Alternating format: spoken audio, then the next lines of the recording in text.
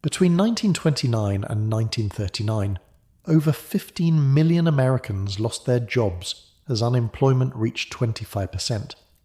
Banks failed at a rate of 600 per year. Over 2 million Americans became homeless, wandering the country in search of work that had vanished.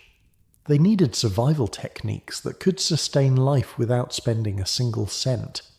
They needed methods to find food when grocery stores were beyond reach and soup kitchens were overwhelmed.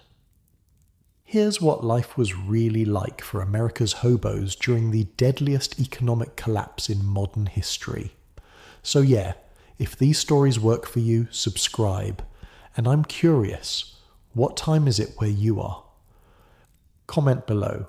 Last week someone from Canada said they listened during lunch breaks. Not judging, just wasn't expecting that. Okay, tonight it's the Great Depression era hobos, but before we go anywhere, get cozy. Like, actually cozy. Pillows good, blanket situation handled, perfect. Trust me on this one. The morning sun casts long shadows across Chicago's financial district. October 29th, 1929. Your eyes open to the worst day of your life, but you don't know it yet. The cotton sheets of your modest apartment bed feel cool against your skin. A far cry from where you'll be sleeping in a week. James Sullivan, that's you, has exactly 8 hours left of normal life. You straighten your tie, grab your briefcase, and head to the bank where you've worked for 6 years. Your savings account has a respectable $400. Your rent is paid through November. You have a girl you're thinking about proposing to. By sunset, none of that will matter. Black Tuesday, they'll call it later. For now, it's just confusion, panic, disbelief. Sullivan, have you seen these numbers? Your boss's face is sheet white, sweat beading on his forehead despite the October chill. It's all going. Everything. The stock ticker tells the story in cold, clicking precision. Fortunes evaporating, life savings disappearing. Your bank isn't just losing money, it's dying right in front of you. What do we do? You ask, but he's already grabbing his coat. There's nothing to do, he says, voice hollow. It's over. By noon, there's a crowd outside. People want their money, all of them, at once. The math is simple and brutal. There isn't enough. Not even close. I'm sorry, sir, the bank is temporarily closed, you tell an elderly man who's shaking with rage or fear or both. That's my life in there, he shouts. And you have no answer because yours is in there too. 2 weeks later, you're sitting on your apartment stoop with a small suitcase. The eviction notice is crumpled in your pocket. Your fiancée that would have been has already left town to move back with her parents. This is happening everywhere, to everyone. You're not special. You heading west? Asks a man sitting next to you, a stranger with weathered skin and calm eyes. He doesn't look homeless, but there's something about him, like he's seen this before. I don't know where I'm heading, you admit. Name's Jack, he says, offering a hand that's calloused but clean. Some folks call me Frying Pan Jack. Been riding the rails since 25. You look like you could use some schooling. And that's how James Boston Jim Sullivan, former bank teller now homeless, gets his first lesson in hobo survival. The thing about becoming a hobo in 1929 is this: you're not alone. These streets are filling with former businessmen, factory workers, teachers, people who did everything right until right stopped working. First rule, Jack says as you walk together toward the rail yard, forget everything you think you know about surviving. Money's worthless if you don't have any, and you don't. Your stomach growls, emphasizing his point. You haven't eaten since yesterday morning. You're thinking about food wrong, Jack tells you. Everyone is. They're looking at grocery stores and restaurants as places to buy food. We see them as places that throw away food. Perfectly good food. I know what you're thinking. Dumpster diving. Gross. But here's where it gets interesting. This isn't random scavenging, this is a system, a science, what Jack calls dumpster archaeology. Bakeries dump day-old bread at 6 a.m. sharp, he explains, pulling out a hand-drawn chart marked with times and locations. It's more detailed than some military operations. Restaurants scrape plates between 2 and 4 p.m. and 9 and 11 p.m. Grocery stores discard produce every Tuesday and Friday at closing. You're stunned at the precision. The methodology. This isn't desperate scrounging, it's calculated food procurement. Wait, you say. You've mapped every food disposal schedule within, 5 miles of the rail yard? Jack grins.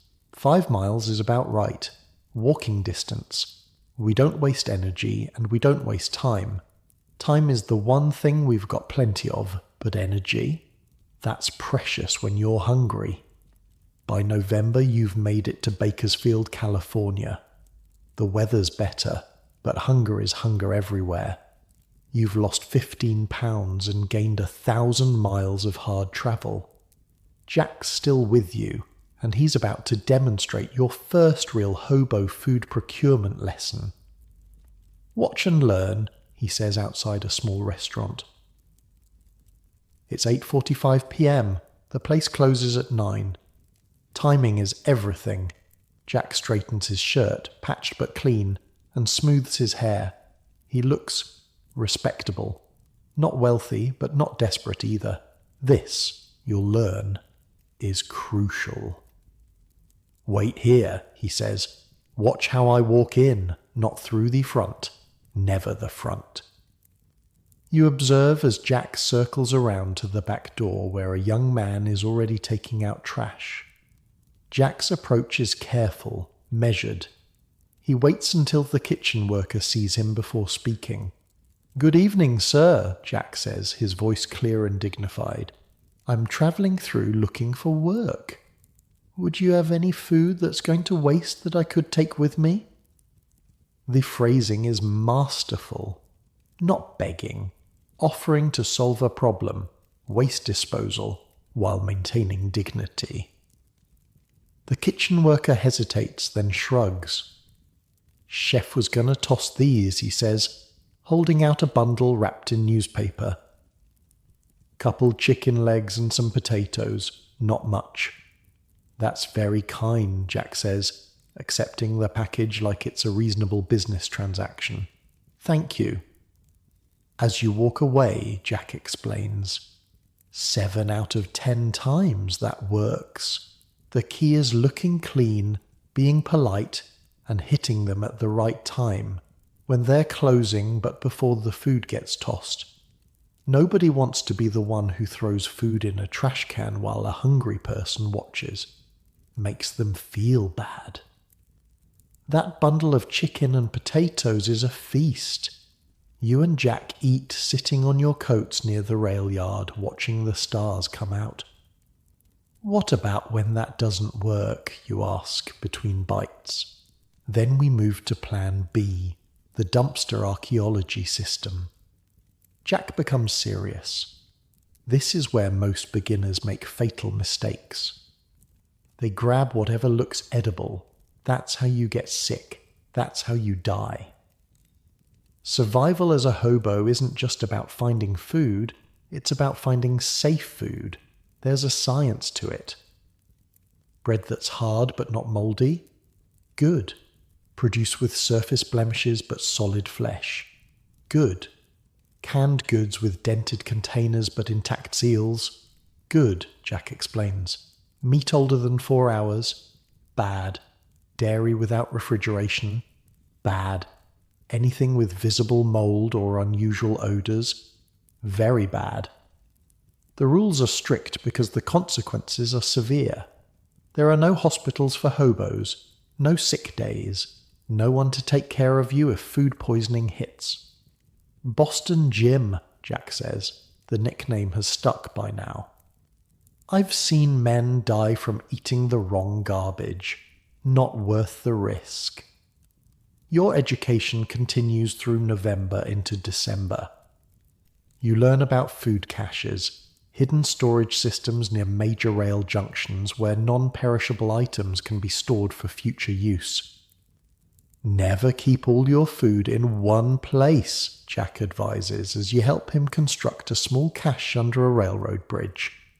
You're using a discarded oil drum with a tight-fitting lid, waterproofed with tar. Stash small amounts in multiple locations. Someone might find one, but they won't find them all. Inside the drum goes hardtack crackers, dried beans, salt, and a small portion of preserved meat, enough to sustain one person for almost a week. I've got 8 of these between here and Portland, Jack says proudly, never more than 2 days' travel apart. The system becomes clear. Hobo survival isn't about day-to-day scavenging. It's about planning, strategy, creating networks of resources. By January 1930, you've learned perhaps the most surprising food procurement method: urban foraging. Jack takes you to an abandoned lot near the rail yard. Cities are full of food people don't recognize, he says, pointing to various plants. Dandelion greens from March through November. Wild onions, you can smell them. Purslane, that succulent plant there, high in omega-3 fatty acids. You laugh in disbelief. You sound like a damn botanist. Jack shrugs. Studied to be one, actually. Then the war came. Then the economy collapsed. Now I'm a different kind of expert. He shows you how acorns can be processed into flour by grinding and leaching with water for 24 hours to remove bitter tannins, and how cattail roots can be harvested from roadside ditches and roasted for carbohydrates. Most people are so disconnected from actual food, Jack says, that they're starving in the middle of potential meals. The plants growing through sidewalk cracks, the seeds falling from city trees, that's survival. February brings you to your first Hobo jungle, the name for encampments near rail yards where travellers gather. Here you witness the pinnacle of Hobo food preparation, the Mulligan stew system. In a clearing surrounded by makeshift shelters, a group of about 10 men and 2 women are gathered around a large pot, a discarded oil drum with the top cut off. Everyone has contributed something: wilted vegetables, a handful of beans, a few potatoes, a small piece of meat of questionable origin. Mulligan stew, Jack explains. Community cooking. Everyone puts in what they've got, everyone gets a portion. It's democracy in a pot. The cooking process is methodical.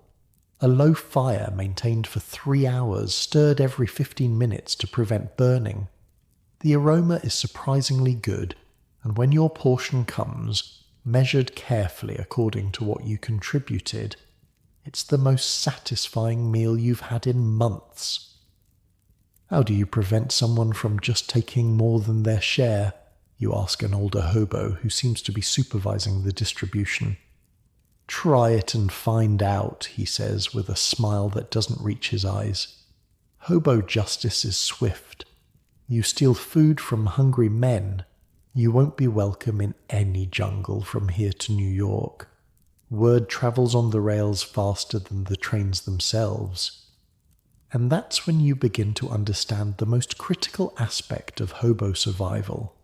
It's not just about individual techniques, it's about community, systems, collective knowledge passed from veteran to newcomer. As March arrives, you've mastered the basics of food procurement. You can identify which restaurants are likely to be generous at closing time. You know which dumpsters are safe and when they're filled. You can spot edible plants in vacant lots that most people walk past without a second glance. "You're getting good at this, Boston Jim," Jack says one evening as you share a meal of foraged greens and salvaged bread. "But food's just the beginning. Winter's ending, which means we can start thinking about more permanent shelter. And I know just the man to teach you." "Who's that?" you ask. "They call him Boxcar Willie, best shelter builder on the Western Rails. Last I heard, he was down in Fresno, building a place that could withstand anything short of a tornado." "When do we leave?" Jack grins. "First train heading south after midnight. Speaking of which, I suppose it's time you learned proper train hopping technique too." Your stomach tightens with anxiety. You've ridden a few trains with Jack already, but always with his guidance, always on slow-moving locals that were easy to board and exit. "Don't worry," he says, reading your expression. "We'll start small, but by the time we reach Willie, you'll know enough to stay alive on the rails." As you prepare your few possessions for travel, you reflect on how much your life has changed in just a few months. From bank teller to hobo. From someone who worried about stock prices to someone who can spot edible plants in an empty lot. From a man who feared the shame of poverty to someone who understands there's dignity in survival. The sun sets over Bakersfield, and you find yourself oddly at peace. Hungry, yes. Homeless, certainly. But no longer helpless. Jack has given you something more valuable than food. He's given you a system for finding it yourself. Tomorrow you'll head south to learn about shelter from Boxcar Willie. But tonight, with a full stomach and a plan for tomorrow, you sleep better than any former banker has a right to in these hardest of times. The hobo way isn't just about surviving. It's about surviving with purpose, with knowledge, with community. And as you drift off to sleep, the distant whistle of a southbound freight calls to you like a promise. There are more lessons ahead, more systems to master. But for now, your belly is full, and the stars above the rail yard shine like silver dimes scattered across the heavens. In a world where money has failed millions, you're learning wealth of a different kind. The freight train's headlight cuts through the pre-dawn fog like a dull knife. You and Jack are crouched behind a water tower at the southern edge of the Bakersfield rail yard. It's March 1930, and the night air still carries winter's bite. "Remember what I told you," Jack whispers. "Wait until it's moving about as fast as a man can run. Too slow, the yard bulls might spot us. Too fast, you'll end up under the wheels." Your mouth is dry. Train hopping isn't just transportation for hobos, it's the difference between life and death, between covering hundreds of miles or being stuck in a town where there's no work and no food. "Which car?" you ask, eyeing the slow-moving behemoth as it builds speed. "Third boxcar from the end. Doors open on the far side. We'll run parallel, then cut across when we hit that switch tower." The train groans as it accelerates. Your heart hammers against your ribs. "Now!" Jack shouts, breaking into a run.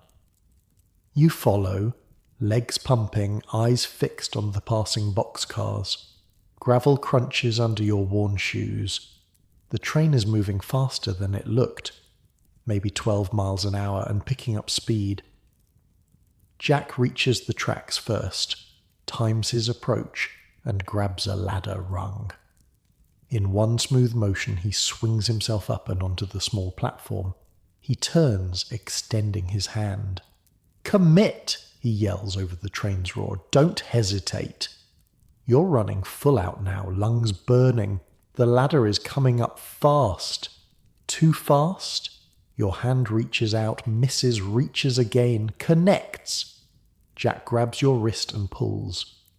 Your feet leave the ground, and for one terrifying moment, you're suspended between earth and steel.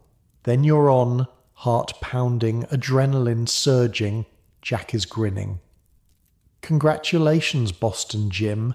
You've just joined the fraternity of the High Iron. The boxcar interior smells of dust and old timber. 2 other men are already inside, huddled in corners with their bundles. They nod but don't speak. Territory is established with eyes, not words. Rule 1 of riding, Jack says quietly as you settle against the wall, is respect. That's their space. This is ours. Rule 2 is silence when needed.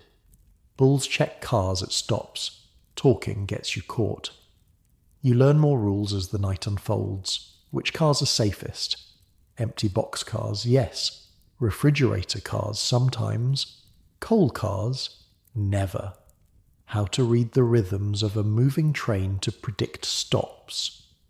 The subtle difference between the sound of a regular halt and one where railroad police might be waiting. What happens if they catch you, you ask? Jack's face darkens. Depends on the bull. Some just kick you off. Others... He rubs a scar on his forearm. Others make sure you remember not to come back. Dawn breaks as the train rolls through California's Central Valley. Fields stretch to the horizon, green with early spring growth. In another life, you might have admired the view. Now you're assessing it for survival potential. Which fields might need harvest workers? Which farms might have sympathetic owners? Where could you find water? Fresno coming up, Jack says, peering through the boxcar door. We'll jump about a mile out. Yard's hot there, too many bulls. Jumping from a moving train, you discover, is both simpler and more terrifying than boarding one. Jack demonstrates. Wait until the train slows on an uphill grade. Look for soft ground, toss your bundle first, then jump with bent knees, rolling as you hit. Your landing is less graceful.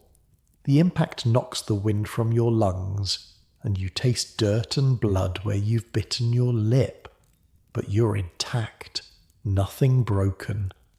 Jack helps you up, brushing dust from your clothes. Not bad for a former banker, he says. You'll get smoother with practice, assuming you survive that long. It's a 2-mile walk to the Fresno rail yard and the Hobo jungle that's sprouted nearby. You pass through almond orchards, their branches heavy with pink-white blossoms. The air smells sweet, a stark contrast to the diesel and creosote of the rail yard. Willie's place is near the jungle, but not in it, Jack explains. He likes his privacy. Been building his setup for almost 3 years now. 3 years in one place? Thought Hobos kept moving. Most do. Some find a spot and stay a while. Depends on the local law, the work situation, and how well you can hide. The Hobo jungle appears first as thin wisps of cooking smoke rising above a stand of cottonwoods near a creek. As you approach, you spot makeshift shelters scattered among the trees, tents of canvas and tar paper, lean-tos built against fallen logs, even a few structures that look almost like proper cabins. About 30 people are visible, men mostly, with a few women and even a couple of children. They're cooking, mending clothes, playing cards.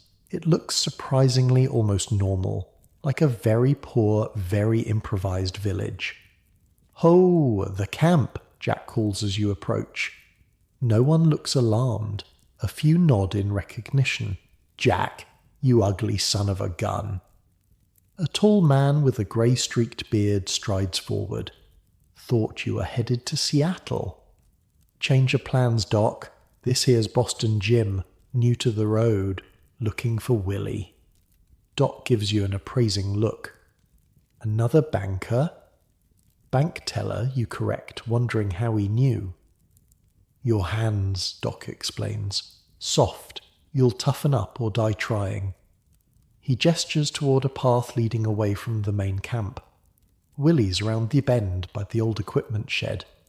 Built himself a regular palace.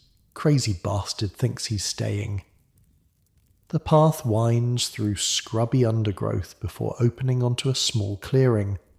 And there, against the backdrop of an abandoned railroad equipment shed, stands the most ingenious structure you've seen since losing your apartment. It's not large, maybe 8 feet by 12, but it's built with a precision and attention to detail that speaks of permanence. The foundation is raised on railroad ties. The walls are a patchwork of materials that somehow form a cohesive whole. A peaked roof crowned with a small stovepipe completes the unlikely home. A man emerges from the doorway, broad-shouldered, weathered, with intelligent eyes that assess you immediately. He wears clean but patched overalls and carries himself with quiet confidence. "Jack," he says, nodding. "Who's the tenderfoot?" "Boston Jim Sullivan, meet Boxcar Willie, best shelter man on the Western rails." Willie's handshake is firm, calloused. "Former life?" he asks simply. "Bank teller until last October." He nods. No surprise, no judgment. "Crash got a lot of boys. You sticking with Jack?" "Teaching him the systems," Jack explains. "Did food. Thought you might show him shelter." Willie considers this, then nods again. "Could use some help with the north wall reinforcement anyway. Might as well learn by doing." And just like that, your education in hobo shelter construction begins. Willie's first lesson is surprising. It's not about building materials or techniques, but location. "Site selection," he says, walking you around his small domain, is the difference between a shelter that lasts 3 years and one that doesn't survive its first storm. He points out 3 critical factors you'd never have considered. First, drainage. His site sits 18 inches above the surrounding ground, preventing flooding. Second, wind protection. The equipment shed blocks the prevailing winds from the north and west. Third, concealment. The shelter is invisible from both the rail line and the main road, but accessible through hidden paths. "Most folks," Willie explains, "build wherever's convenient. Then they get flooded out, blown apart, or rousted by the law. A smart hobo spends 3 days finding the right spot, then builds. A dumb one spends 3 hours building, then loses everything in the first rain. The foundation, you learn, is equally critical." Willie has arranged railroad ties in a rectangular frame, with smaller pieces of wood and metal filling the gaps. This raises the living space above ground moisture and provides storage underneath. "Watch for vermin," he warns. "Rats love under-shelter spaces. I keep my food in metal containers and hang them from the center beam. Rats can't climb smooth metal." The wall construction reveals an engineering mindset you wouldn't have expected from a transient worker. Willie calls it scrap layering. Multiple materials arranged in specific sequences for maximum insulation and weatherproofing. In a layer, he demonstrates, peeling back a section of wall, is flattened cardboard boxes, overlapped like shingles to shed water that gets through the outer layers. The middle layer uses newspaper and rag stuffed into gaps for insulation. The outer layer combines sheet metal, tar paper, and canvas, all salvaged from construction sites and dumps. "You collecting stuff for these walls?" a passing hobo calls out, seeing you and Willie examining discarded materials near the rail yard that afternoon. "Teaching the banker about thermal management," Willie replies. "Banker?" the man laughs. "Good luck. Those boys couldn't build a sandwich, let alone a shelter." "I was just a teller," you protest, but he's already walking away. Don't mind Hanover, Willie says. Lost his farm to a bank foreclosure. Still sore about it. Were you always a builder, you ask, as you help him carry a sheet of corrugated metal back to the shelter site. Willie's expression shifts subtly. Engineer, actually. Denver Pacific Railroad. Designed bridges and trestles from Colorado to California. He pauses. Then the consolidation came. Southern Pacific bought the line, brought in their own people. 22 years of service. Ended with a handshake and 2 weeks' pay. Christ, you mutter. What year was that? 26. Before the big crash.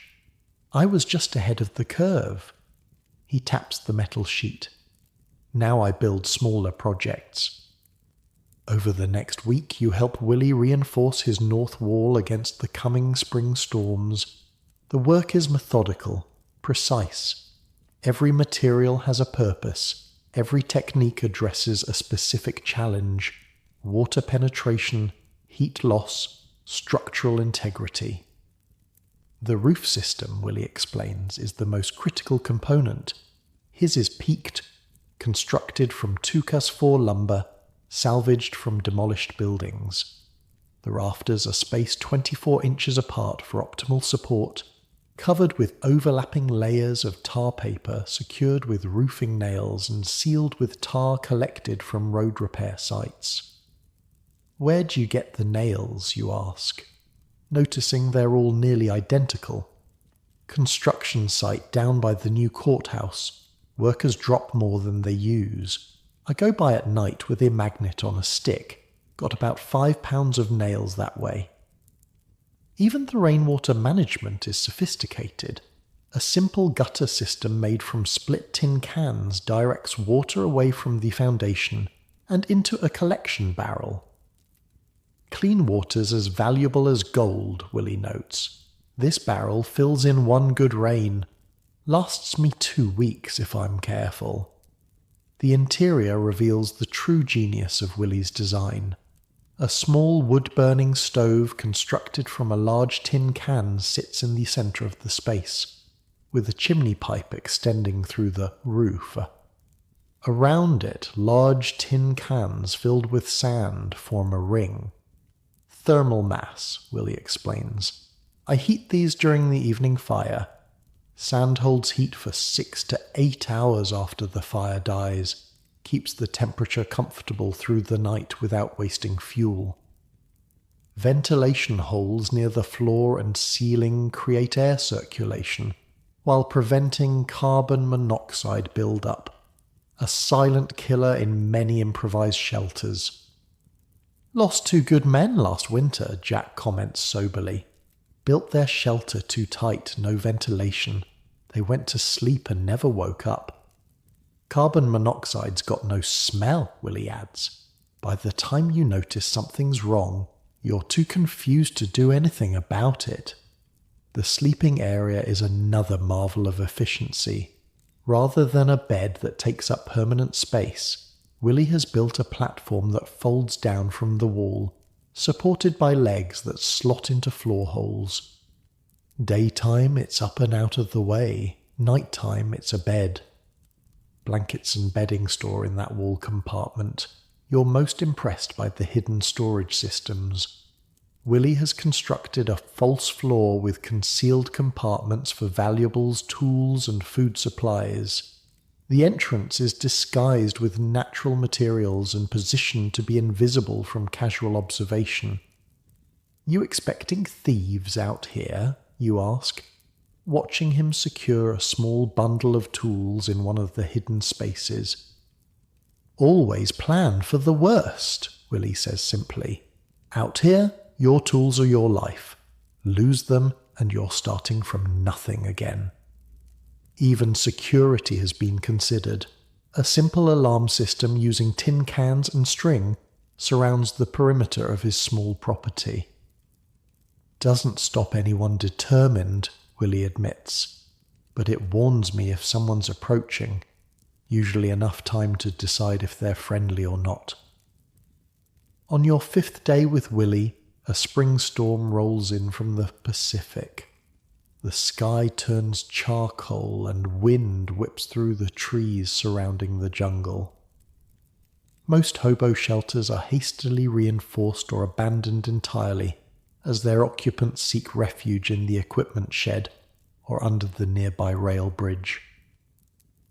Willie watches the approaching storm with calm interest. Good test for our north wall reinforcement. Inside his shelter, the contrast with the chaos outside is startling. While rain hammers the roof and wind howls round the corners, the interior remains dry and surprisingly warm. The stove glows red, heating the sand-filled cans. The air smells of pine from the burning scrap wood. "Not bad," Jack says, sprawled on a bench built into the wall. "Not bad at all, Willie." You find yourself agreeing. The tiny shelter feels more secure than your old apartment building during a storm. More thought has gone into every square inch of this place than most conventional homes. "Ever think about going back?" you ask Willie as the storm rages. "Using your engineering skills again, I mean." Willie's laugh is without bitterness. "Who's hiring 50-year-old engineers when college boys will work for half the pay? Nah, this is my life now." He gestures around the shelter. "Besides, I still am engineering, just with different materials." The storm continues through the night. You sleep better than you have in months, the combination of physical labor and secure shelter producing a deep, restful slumber. In the morning, you step outside to survey the damage. The hobo jungle has been hit hard. Several shelters are collapsed entirely. Others lean drunkenly, their hasty construction no match for the wind and rain. People are already rebuilding, salvaging what materials they can. Willie's shelter stands untouched, not even a leak. "That's the difference," Jack says, coming to stand beside you. "Systems versus shortcuts. Most of these folks will rebuild the same way. Get knocked down by the next storm and rebuild again. Willie built once, built right, and sleeps dry every night." Later that day, after helping several jungle residents recover materials from their damaged shelters, Willie takes you on a tour of the more sophisticated community structures in the main camp. The communal kitchen is impressively organized. A cooking area protected by a tarpaulin roof, with a clay oven built into a small hillside. Several women are already at work there, preparing a communal meal from whatever ingredients have been gathered. "Kitchen's always in the center of camp," Willie explains. "Heart of the community. Also means the valuable food stores are surrounded by people at all times." There's a tool-sharing station where implements can be borrowed and returned. An improvised message board made from a salvaged cabinet door displays information about local work opportunities, warnings about hostile police or railroad bulls, and notices about which towns are hobo-friendly and which should be avoided. The most impressive community feature is the water purification system, a series of barrels through which rainwater and creek water pass, filtered through layers of sand, charcoal, and fabric. "Doc's design," Willie explains. "He was a medic in the war. Says most hobo sickness comes from bad water. This system's cut illness into camp by half, he figures." As evening approaches, you help Willie seal the final sections of his reinforced north wall. The work is satisfying in a way your bank job never was. Immediate, tangible, directly connected to survival. "You're a quick study," Willie says as you apply the last of the tar to seal a seam. "Engineer in another life?" "Just a teller," you reply, "but I'm learning." Jack approaches as you finish, his face serious. "Time to think about moving on, Boston Jim. Got word the fruit orchards up north are starting to hire. We wait too long. All the spots will be filled. You look at the shelter you've helped improve, feeling oddly reluctant to leave. When? Midnight train to Sacramento, then east to the orchards. Willie nods in understanding. Shelter's good, but work is better. Go. Make some money while you can. That night, as you gather your few possessions, Willie presents you with a small notebook. Its cover made from waxed canvas. Shelter locations, he explains. Every good spot I've built or found from here to Chicago. Which creeks don't dry up in summer? Which rail yards have the fewest bulls? Where to find building materials in 20 cities? You're stunned by the gift. Willie, I can't take your notebook. Not giving it away, just lending it. Find me in Tucson next winter, bring it back.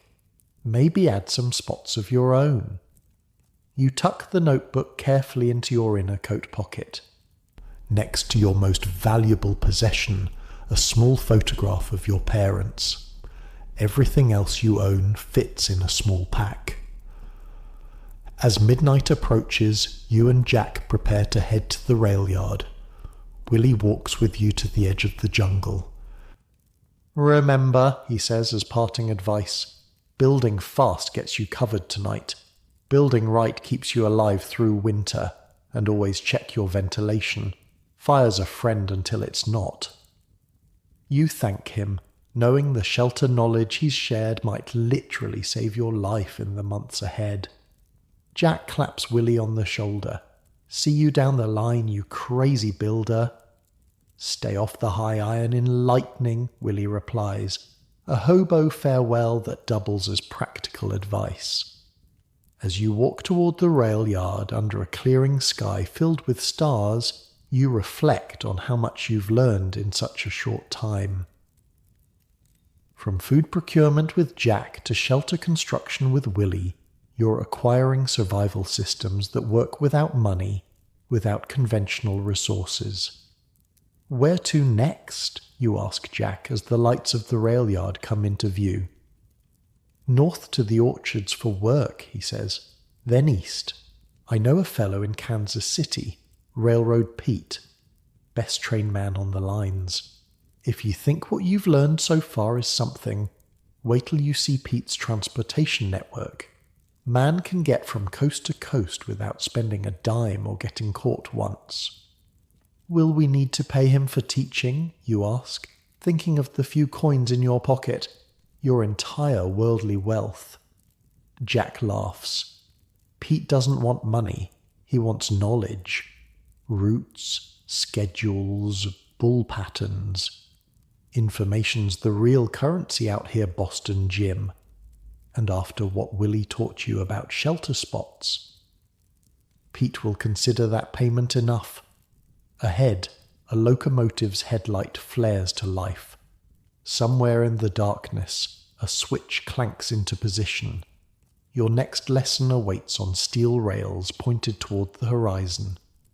The apple orchard stretches across rolling hills outside Sacramento, trees heavy with white blossoms that drift down like snow when the wind blows. It's April 1930, and you've been picking for 3 weeks. Your hands, once soft from counting other people's money, are now calloused and stained. Your skin has darkened under the California sun. You and Jack aren't the only former city men working the orchards. There's a professor from Chicago, a car salesman from Detroit, a printer from New York. All adrift in the collapsing economy, all following the ripening harvest for daily wages. 5 more days, Jack says as you both walk back to the workers' camp after a 12-hour day. Then the pruning's done and they'll cut the crew by half. We staying, you ask, though you already know the answer. Nah. Pete sent word he's in Kansas City for the month. Good time to head east if we want to learn the rail system properly. The workers' camp is a collection of canvas tents and improvised shelters on the orchard's edge. You've built a small lean-to using techniques Willie taught you, Raised floor, proper drainage, cross-ventilation. It's nothing like Willie's masterpiece, but it keeps you dry during the spring rains. Other workers have noticed. A young man named Tucker approaches as you start your small cooking fire. "Say, Boston," he says. "Everyone uses your Hobo name now. Think you could show me how to fix my tent? Leaks something awful when it rains."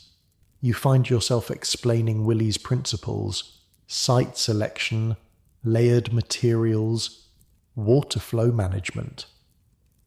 Tucker listens intently, clearly filing away information that might keep him alive in months to come. "Thanks," he says when you finish. "Been soaked 3 nights running. Where'd you learn all this?" "Guy named Boxcar Willie down in Fresno," Tucker nods. "Heard of him. They say his place could survive a tornado." This is how knowledge spreads in Hobo society. Person to person, camp to camp, practical wisdom passed like currency. No schools, no books, just hard-won experience shared with those who need it. You've saved $14 from your orchard work, a fortune in Hobo terms. Most of it is sewn into a hidden pocket Jack showed you how to create inside your jacket. Just enough is kept accessible for immediate needs. "Money's useful when you have it," Jack advised, "but never rely on it.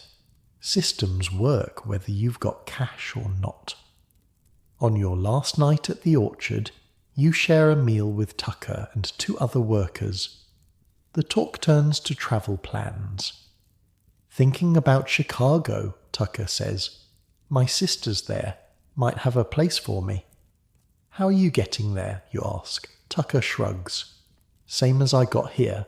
Freight hopping when I can, walking when I can't, paying for a bus if I'm flush." Jack exchanges a glance with you. "Could be we're headed that way too, after Kansas City." "Never jumped a train," one of the other workers admits. "Scared of it, to be honest." "It's not something to take lightly," Jack says. "Men die under the wheels every day, but if you're willing to learn, we're connecting with someone who knows the routes better than anyone." By dawn, your group has grown to 5.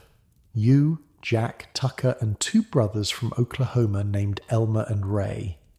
All headed east, all willing to learn the transportation network from Railroad Pete. The journey to Kansas City takes 11 days. Jack leads, teaching the ASICs of safe train hopping as you go. The lessons are practical, immediate. How to identify a train's likely destination by its cargo and direction. How to time your boarding when the train is moving at the perfect speed. Fast enough to clear the yard quickly, slow enough to grab safely. You learn which cars to avoid. The loaded gondolas where shifting cargo can crush you.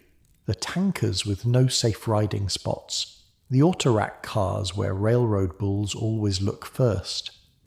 You cross the Rockies on a lumber train, huddled in a space between crates of raw pine. The thin mountain air makes breathing difficult, and nighttime temperatures drop below freezing despite it being late April.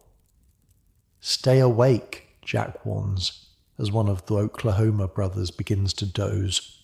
"Sleep up here in the open. You might not wake up." Nebraska brings endless plains and a new challenge. A train with no boxcars, only flat cars loaded with farm equipment. You ride between a tractor and a thresher exposed to sun and wind, using ropes to secure yourselves during sharp turns. By the time you reach the outskirts of Kansas City, you've all mastered basic train hopping. But as Jack reminds you, what we know is kindergarten. Pete's got the doctoral degree in riding the rails. The Kansas City rail yard is enormous, one of the biggest switching points in the country, where trains from all directions meet, break apart, and reform for new destinations. Finding one man here seems impossible, until Jack leads you to a small fire burning under a viaduct near the western edge of the yard. 3 men sit around the flames. One looks up as you approach, his weathered face breaking into a grin. "Jack, you old rail wolf, brought me some students, I see." Railroad Pete doesn't look like a master of anything. He's small, maybe 5'6", with a thin frame and clothes that have seen better decades. But his eyes, sharp, alert, missing nothing, suggest a different story. Boston Jim, Jack introduces you. Former banker, quick learner. Banker, huh? Pete seems amused. Well, the rails don't care what you did before, only what you know now. The introductions continue around the circle. Besides Pete, there's a former factory worker called Detroit Slim, and an older man everyone addresses only as Professor, though what he taught and where remains unclear. Pete's been riding since 15, Jack tells your group. Knows every line from Pacific to Atlantic. Pete waves this off. Just a hobo with good memory. Now, who's looking to learn the system proper? All 5 of you raise your hands.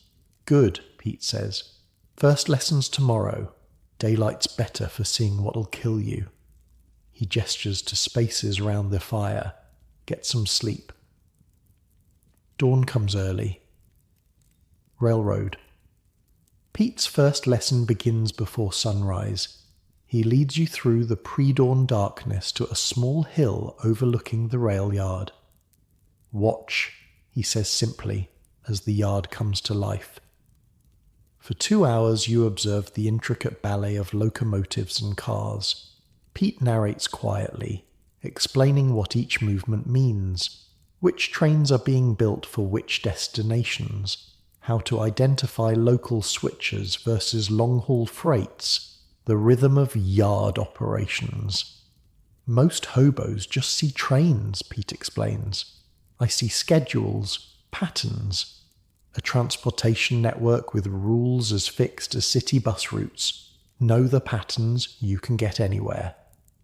He produces a notebook filled with meticulous records. Train numbers, departure times, crew change points, security patterns. It's as detailed as a railroad employee's manual. Westbound freights leave Kansas City at 6:15 a.m., 2:30 p.m., and 11:45 p.m. daily, he explains. Evening departure offers the best combination of darkness for concealment and favourable weather. You memorised all the schedules? Tucker asks, impressed. Pete taps his temple. Up here, yes. But I keep records to track changes. Railroads adjust schedules. Need to know when that happens. He points to different areas of the yard. Railroad bulls conduct their most thorough inspections during the 2:30 p.m. departure. Why? Visibility's highest, management oversight strongest.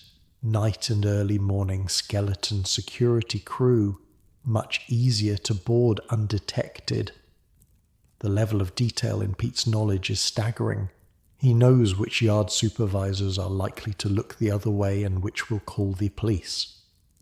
Which crews check their trains thoroughly before departure, and which do cursory inspections. Information, Pete says, is the difference between riding safely to your destination and getting caught, or worse. After breakfast, a simple meal of coffee and bread shared around the morning fire. Pete moves to the next lesson. Car selection. Most dangerous decision you'll make, he says bluntly. Choose wrong, you die. Simple as that. You walk along the edge of the yard as Pete points out different car types, explaining their characteristics. Empty boxcars are best. Protection from weather, good places to hide, level floor for sleeping. Problem is, they're also first-place bulls, look. Grain hoppers offer concealment but expose you to dust and temperature extremes. Plus, grain dust can suffocate you in tunnels. Gondolas seem good until it rains. Then there are bathtubs with you floating in them. Flat cars with machinery give hiding spots but no protection from elements. The most surprising recommendation comes when Pete points to a line of loaded flat cars carrying heavy equipment.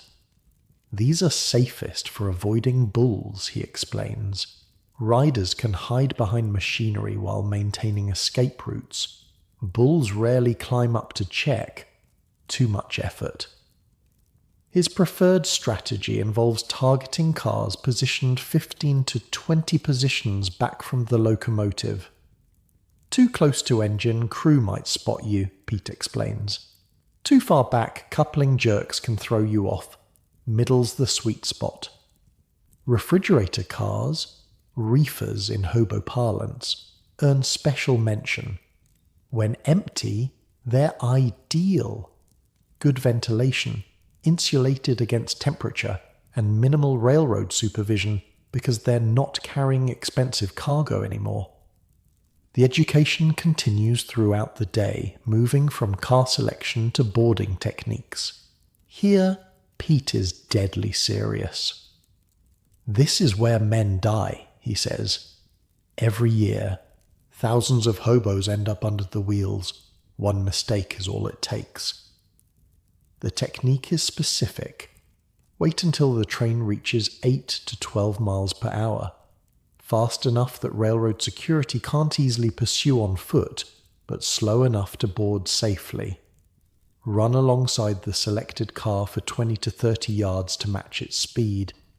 Grab the ladder rungs with both hands and pull yourself up in one smooth motion. Pete demonstrates on a slow-moving local, making it look effortless despite his age. When he returns, he has each of you describe the exact sequence back to him. Not something you get multiple attempts at, he reminds you. Practice in your mind until it's automatic. By late afternoon, the lessons shift to perhaps the most crucial skill, concealment once aboard. Getting on is half the battle, Pete says. Staying hidden for hundreds of miles is the other half. He shows you a dark blanket from his pack. Pull this over your body to blend with shadows. Position yourself on the side of the car facing away from stations and yard buildings. Railroad men check visible sides first, if at all. Movement discipline is paramount, remaining motionless during daylight hours, especially when passing stations or populated areas. Noise discipline equally so. A single shout or laugh can give away a rider's position. The most dangerous moments, Pete continues, happen during station stops. That's when inspections happen. That's when bulls walk the train. This leads to his next lesson. Escape routes and hiding spots at major yards. Pete's knowledge here is encyclopedic. For each significant rail hub across the country, he can describe hiding spots with pinpoint accuracy. Denver Yard, drainage culvert under track 7 provides concealment during inspections. Chicago South Yard, gap in fence behind equipment shed offers quick exit. Memphis, abandoned signal box near the coal tower can hide 3 men if you're desperate. The final lesson of the day covers something you hadn't considered: the physical demands of long-distance travel. Coast to coast is over 3,000 miles, Pete says. Takes planning. Food and water come first. Pete recommends carrying hardtack crackers, dried meat, and a water container made from a large tin can with a tight-fitting lid. Clothing in layers that can be adjusted for temperature changes, with a waterproof outer layer, usually canvas treated with linseed oil for waterproofing. Basic kit, he says, laying out essentials: knife, rope, matches in waterproof container, first aid, iodine, bandages, needle and thread for deep cuts, blanket that's dark on one side, light on the other, dark for hiding, light for reflecting sun if you're overheating. As evening approaches, Pete introduces you to another critical aspect of hobo transportation, the communication system. Along the pathways approaching the rail yard, he points out small symbols carved into fence posts and scratched onto water towers. These, he explains, are the Hobo Code, information shared between travellers about local conditions. A circle with 2 parallel lines means safe to camp nearby. An X with a dot indicates dangerous area, hostile bulls. A zigzag arrow suggests get out of here quickly. A horizontal line with 3 vertical marks above it translates to this town is dangerous. These symbols, Pete explains, create a nationwide intelligence network, updated regularly by travellers. Before entering a new town or yard, check the code, might save your life. The next morning brings practical application. Pete has identified a freight bound for St. Louis that leaves at 10 a.m., a relatively safe train with multiple rideable cars and minimal security. You'll ride the first 100 miles with me, Pete tells your group. After that, you're on your own to Louisville. We'll meet at the water tower east of the Louisville yard in 3 days. The approach to the train is methodical. Pete has you watch from concealment as the freight is assembled. He points out Bull's positions, identifies the safest cars, and establishes primary and backup boarding locations. Never commit to one plan, he advises. Always have alternatives. When the train begins moving, Pete times your approach perfectly. One by one, your group boards an empty boxcar about 18 cars back from the engine. The process is nerve-wracking but successful. No alarms, no shouts, no pursuit. Inside the boxcar, Pete continues teaching. He demonstrates how to secure yourself asleep using rope harnesses tied to fixed points, preventing falls during sudden train movements. He shows techniques for blocking sliding doors partially open, enough for air but not enough to be visible from outside. Most important lesson, Pete says as Countryside rolls past the door, is weather management. Changes fast when you're moving 50 miles an hour. Weather, you learn, presents constant challenges requiring specific techniques for different seasonal conditions. Winter travel demands extra insulation and protection from wind chill that can cause frostbite within minutes at train speeds. Wrap your feet in newspaper and rags, Pete demonstrates, then cover with canvas. Creates makeshift boots with insulation and water resistance. Summer requires protection from sun exposure and dehydration, with light-coloured clothing and frequent water stops at railroad water towers. Always refill at water stops, Pete advises. Never know when next chance comes. As the Missouri countryside rolls past, Pete shares his own story.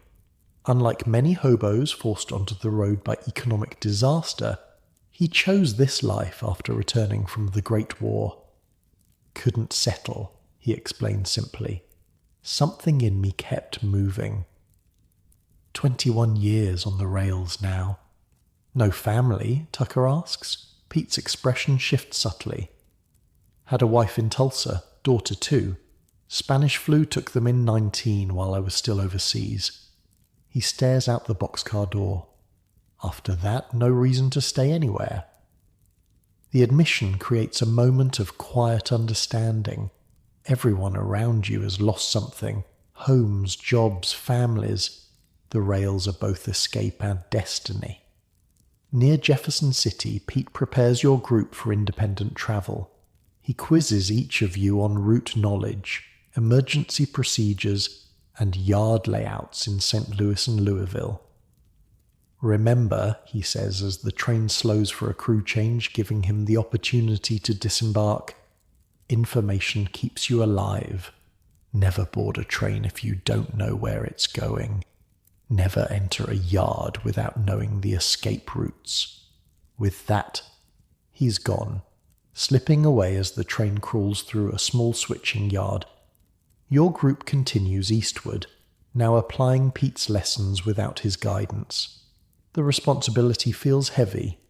As night falls, you find yourself checking and rechecking the techniques you've learned: car position, concealment, security awareness.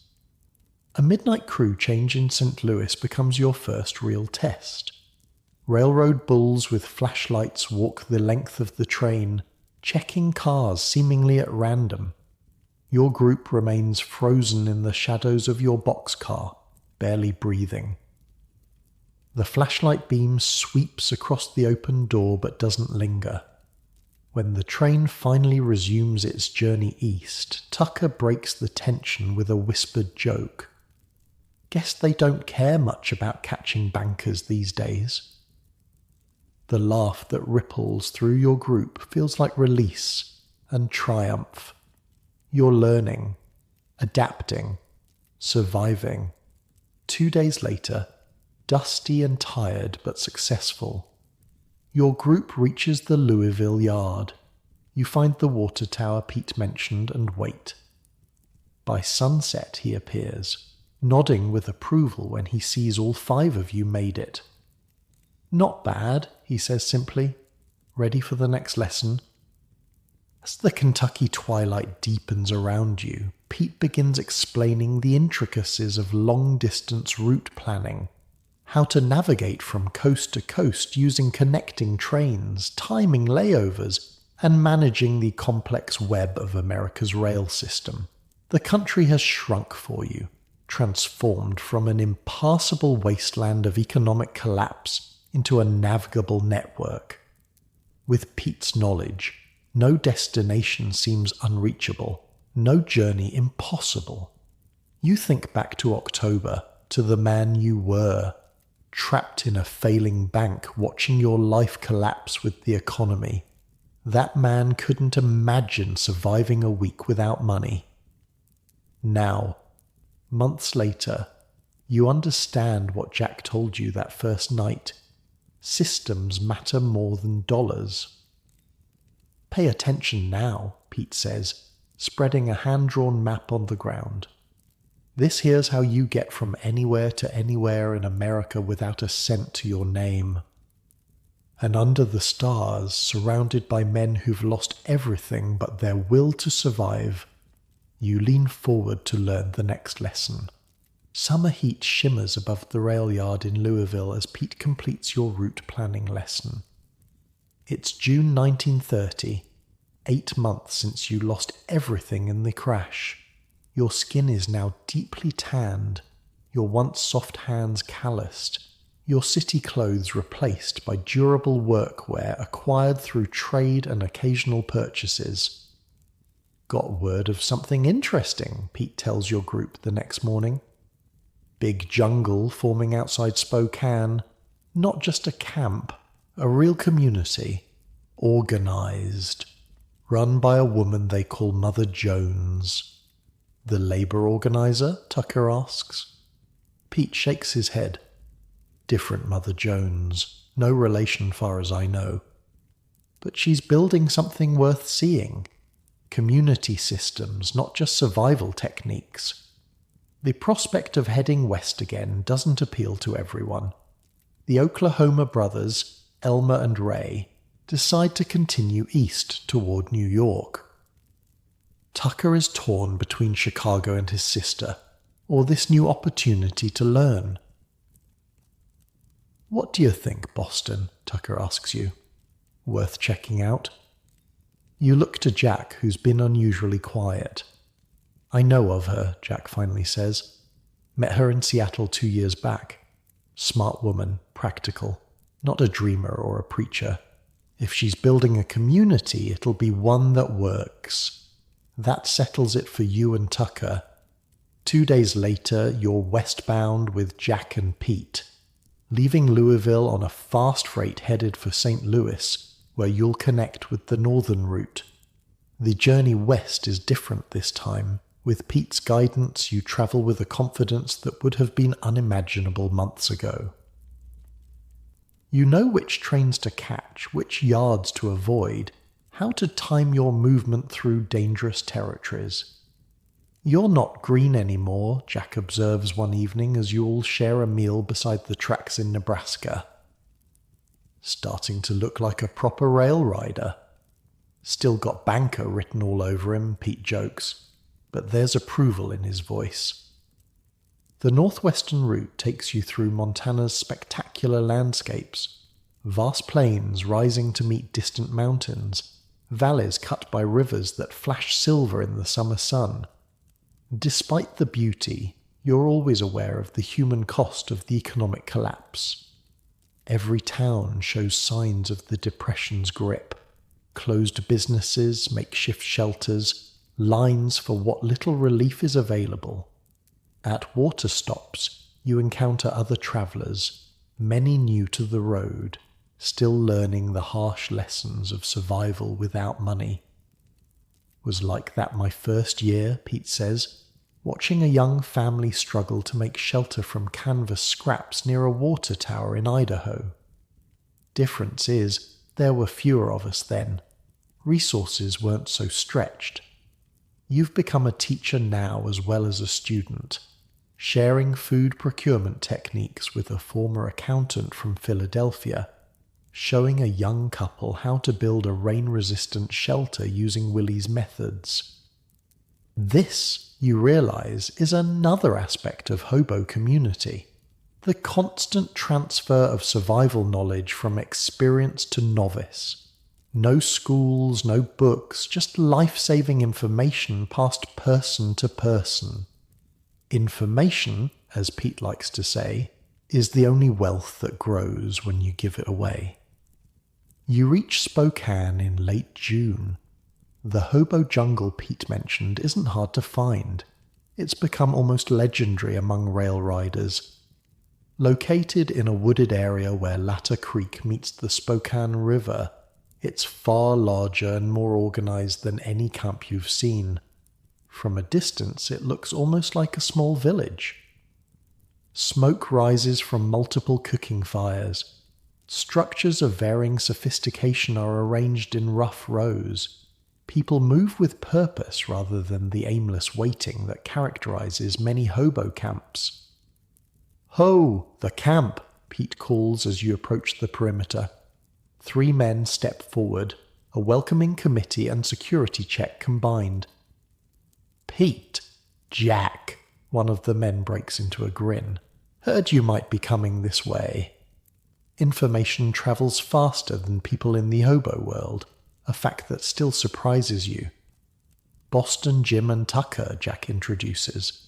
Learned food from me, shelter from Willie, rails from Pete. Good men. This simple endorsement from trusted travellers is all the credential you need. The security men nod and gesture toward the camp centre. Mothers by the main fire. Daily meeting starts in an hour. You're just in time. The jungle's layout reveals intelligent planning.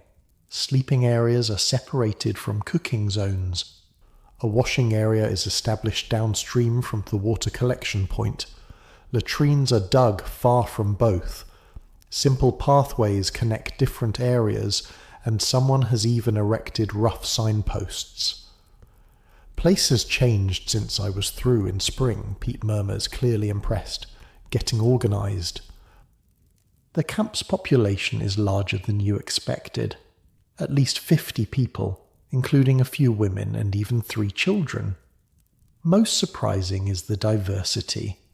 Besides the expected labourers and former factory workers, you spot people whose bearing and speech suggest education and previous status. A doctor, perhaps. A teacher. What might be a former lawyer. The Depression has been a great equalizer. Former professionals now sit alongside lifelong labourers, all reduced to the same basic struggle for survival. At the camp's centre, a large fire pit is surrounded by log seating. Nearby stands a structure more sophisticated than the others. A small cabin built from salvaged lumber, its roof made from overlapping sheet metal pieces sealed with tar. A hand-painted sign beside the door reads simply, "Office." A woman emerges from this cabin as you approach. Tall, broad-shouldered, with iron-grey hair cut practically short and eyes that assess you immediately. She might be 50 or 60, her actual age masked by the weathering of the outdoor life. She carries herself with natural authority. "Mother Jones?" Pete says with a respectful nod. "Railroad Pete." She nods in return, then looks to Jack. "Frying pan. Been a while." 2 years, Jack confirms. Seattle. "And these would be?" Her gaze shifts to you and Tucker. After introductions, Mother Jones gestures toward the cabin. "Meetings in an hour. Come talk first." The cabin's interior is surprisingly organized. A table holds what appears to be camp records. Notebooks, hand-drawn maps, lists. Shelves made from fruit crates contain medical supplies, tools, and books. Actual books, a rare sight in hobo camps. Most striking is a large canvas sheet hung on one wall, covered with names arranged in columns. "Skill inventory," Mother explains, seeing your interest. "Everyone who stays lists their skills, makes trading easier." She points to various sections: construction, medical, repair, food procurement, education, even entertainment. "Community needs all types," she says simply. "Strong backs are valuable, but so are strong minds." "Former banker," Jack says. You nod, wondering if this is a mark against you in a world where banks are despised for their role in the economic collapse. "Good," she says unexpectedly. "Need someone who understands numbers. Bookkeeper left for harvest work last week." And just like that, you have a role. Mother Jones explains the camp's basic structure as you all settle on wooden crates that serve as chairs. "This isn't charity," she states firmly. "Everyone contributes. Everyone benefits. 4 hours daily community work required from each person. Cooking, construction, security, gathering, whatever needs doing." She shows you a notebook tracking contributions. After 4 hours, you work for yourself, finding food, improving your shelter, earning trade goods. Systems simple, but strict. The rules are equally straightforward. No stealing from community members. No violence except in self-defense. No hoarding critical resources. Disputes go to council for resolution. 3 warnings for minor infractions, then expulsion. No warnings for major violations, immediate banishment. "Seems harsh," Tucker comments. "Winter's harsher," Mother replies without apology. "Community survives because everyone pulls their weight. Can't carry those who won't try." The system's effectiveness is obvious. Despite the desperate times, the camp has achieved a level of stability that would impress professional organizers. There's food storage, water management, medical care, even educational activities for the few children. "New arrivals get 3 days," Mother continues. "Show your value by then or move on. Not about what you were before, doctor, lawyer, ditch digger, doesn't matter. What can you contribute now? That's all that counts." As she speaks, a young man enters with a piece of paper. "Message from Portland Jungle," he says. "Cannery hiring starting Monday. 50 positions." Mother takes the note, reads it quickly. "Confirmed?" "2 sources. Came by different trains." She nods. "Post it. Relay to Yakima and Missoula camps." After he leaves, she explains, "Information network. Most valuable resource we have. Jobs, railroad security changes, There's town attitudes, danger warnings, all shared between camps. How far does the network reach? Pete asks. Coast to coast now. Messages take time. Move at the speed of trains and travelers, but they move. Sacramento knows what's happening in Chicago within a week. The camp meeting proves even more revealing about the community's structure. Nearly everyone attends, gathering around the central fire as evening approaches. Mother Jones conducts proceedings with quiet efficiency, beginning with new arrivals, including your group, and moving through various reports. A man designated as food coordinator describes recent procurement successes and challenges. A woman in charge of water reports on purification efforts. A serious-looking fellow with a medical bag, introduced as Doc Peterson, provides a health update, including a warning about contaminated water in a creek 10 miles north. Most interesting is the information exchange. Travelers who've recently arrived share news from other regions. Which towns are hostile to hobos? Which rail yards have increased security? Where work might be found? What crops will need harvesting when? Idaho potatoes looking good, reports a sunburned man. They'll need pickers by August, paying 75 cents a day plus meals. This information is recorded in the community logbook, creating a constantly updated intelligence network that helps members find work and avoid danger. After the meeting, Mother Jones assigns you to help with the camp's record keeping, tracking food stores, work contributions, and skill exchanges. Tucker, who worked as a carpenter before the crash, is directed to a shelter construction project. Rest today, she tells you both. Start tomorrow. Pete, Jack, staying or passing through? Might stay a spell, Pete says. Been on the move since spring. Jack nods agreement. Could use some still time.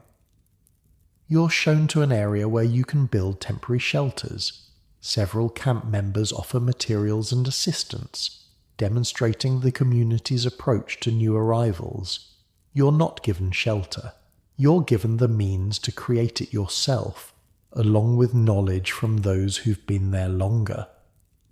By nightfall, you and Tucker have constructed a simple but effective lean-to using techniques learned from Willie, enhanced by local improvements for the specific conditions of the Spokane region. Different from what I expected, Tucker admits as you both settle in for the night. Thought hobos were just men riding trains looking for work. This is organized. Necessity, you reply, thinking of the lessons learned over 8 months on the road. Systems work better than individuals. Jack told me that my first week. Didn't really understand until now. The next morning you report to Mother Jones's cabin to begin your assigned role. The camp's record-keeping system is surprisingly sophisticated. Not just tracking resources, but coordinating complex exchanges of skills and labor. Tin Can Tom needs shoes repaired, Mother explains, showing you a ledger. He's got skills fixing pots and containers. Doc Peterson needs his cooking pot fixed. Tom fixes Doc's pot. Doc repairs Tom's shoes. Everyone gets what they need without money changing hands. Your banking background proves unexpectedly useful in organizing this barter economy. You develop a simple credit system where work hours are recorded and can be spent on community resources or other members' skills. 4 hours chopping wood equals 1 basic meal, or 1 hour of skilled repair work, you explain to Mother Jones. Medical care costs more because it's rarer. Teaching skills to others earns additional credit. She studies your system, then nods approval. Implement it. We'll test for a week. Beyond the skill exchange, you discover the camp's job referral network is equally organized. When word arrives that apple orchards in Washington need harvest workers, Mother identifies community members with agricultural experience and coordinates group travel. Employers prefer hiring groups, she explains. Less risk than individual strangers. We send 5-10 workers together with experienced leaders. Build reputation for reliability. Next season, they ask for our people specifically. The resource pooling extends beyond food and skills. The community maintains a tool library where essential item, hammers, saws, cooking pots, basic medical supplies are available for checkout by any member who has contributed their required work hours. Clothing distribution operates similarly, with winter coats and boots allocated based on need and planned travel routes. Those heading north receive warmer gear than those moving south. Nothing wasted, Mother notes. Coat sitting unused while someone freezes makes no sense. Perhaps most impressive is the community fund. Small contributions from working members pooled to purchase items that benefit everyone. Recently they'd acquired bulk medical supplies that would have been unaffordable for individuals. What about people who take advantage, you ask one evening as you help Mother reconcile the day's work records. Must happen sometimes. Course it does, she acknowledges. Human nature doesn't change just because times are hard. That's why we have the council system. The council consists of 3 senior community members who hear disputes and enforce rules. Punishments for violations include temporary exclusion from shared meals, assignment to undesirable work duties like latrine maintenance, or permanent banishment for serious offences like theft or violence. Expulsion sounds extreme, you comment. Mother's expression hardens slightly. Winter's coming in a few months. Resources will get scarcer. Discipline breaks down. People die. Simple as that.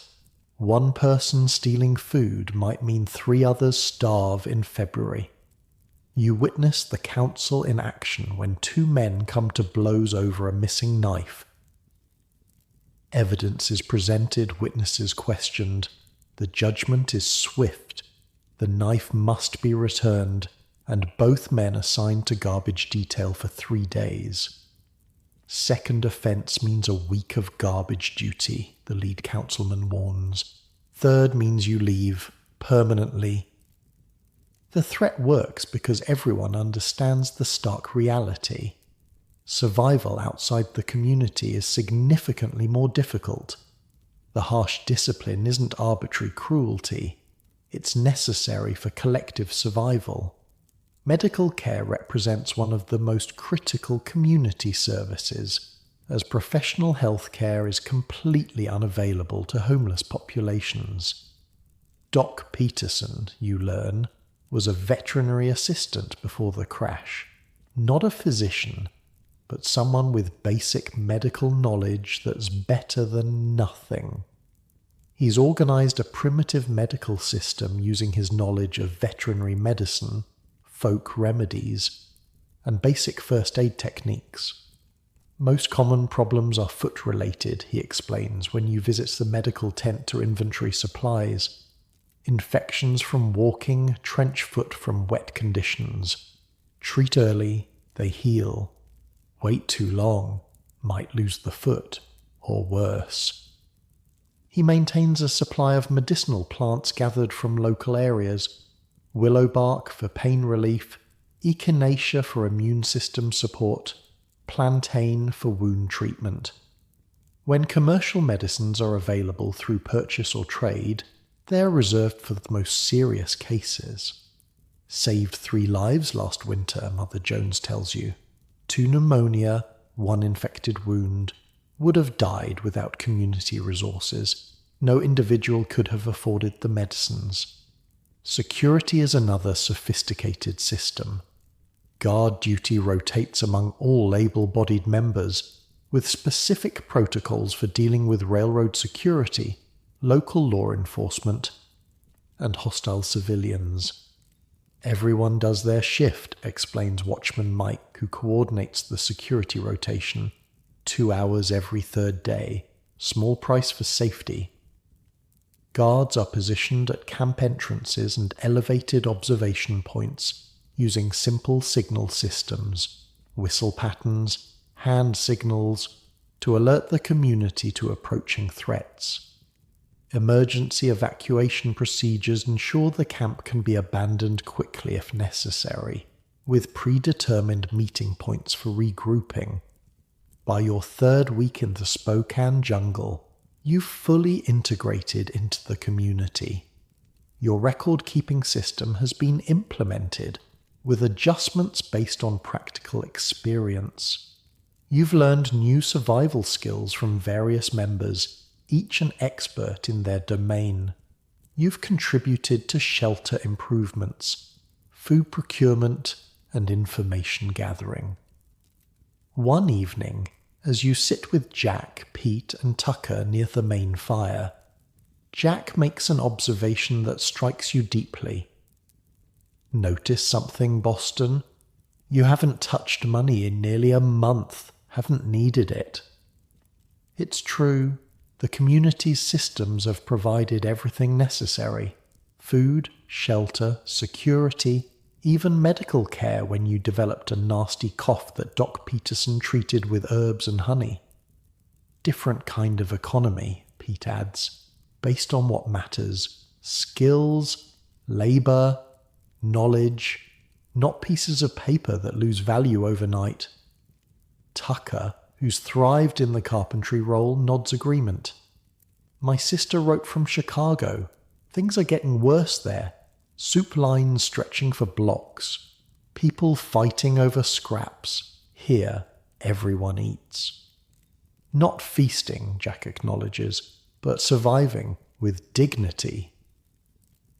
That night, in your improved shelter, now a small but sturdy structure built using community-supplied materials in exchange for your record-keeping work, you reflect on the transformation of your understanding.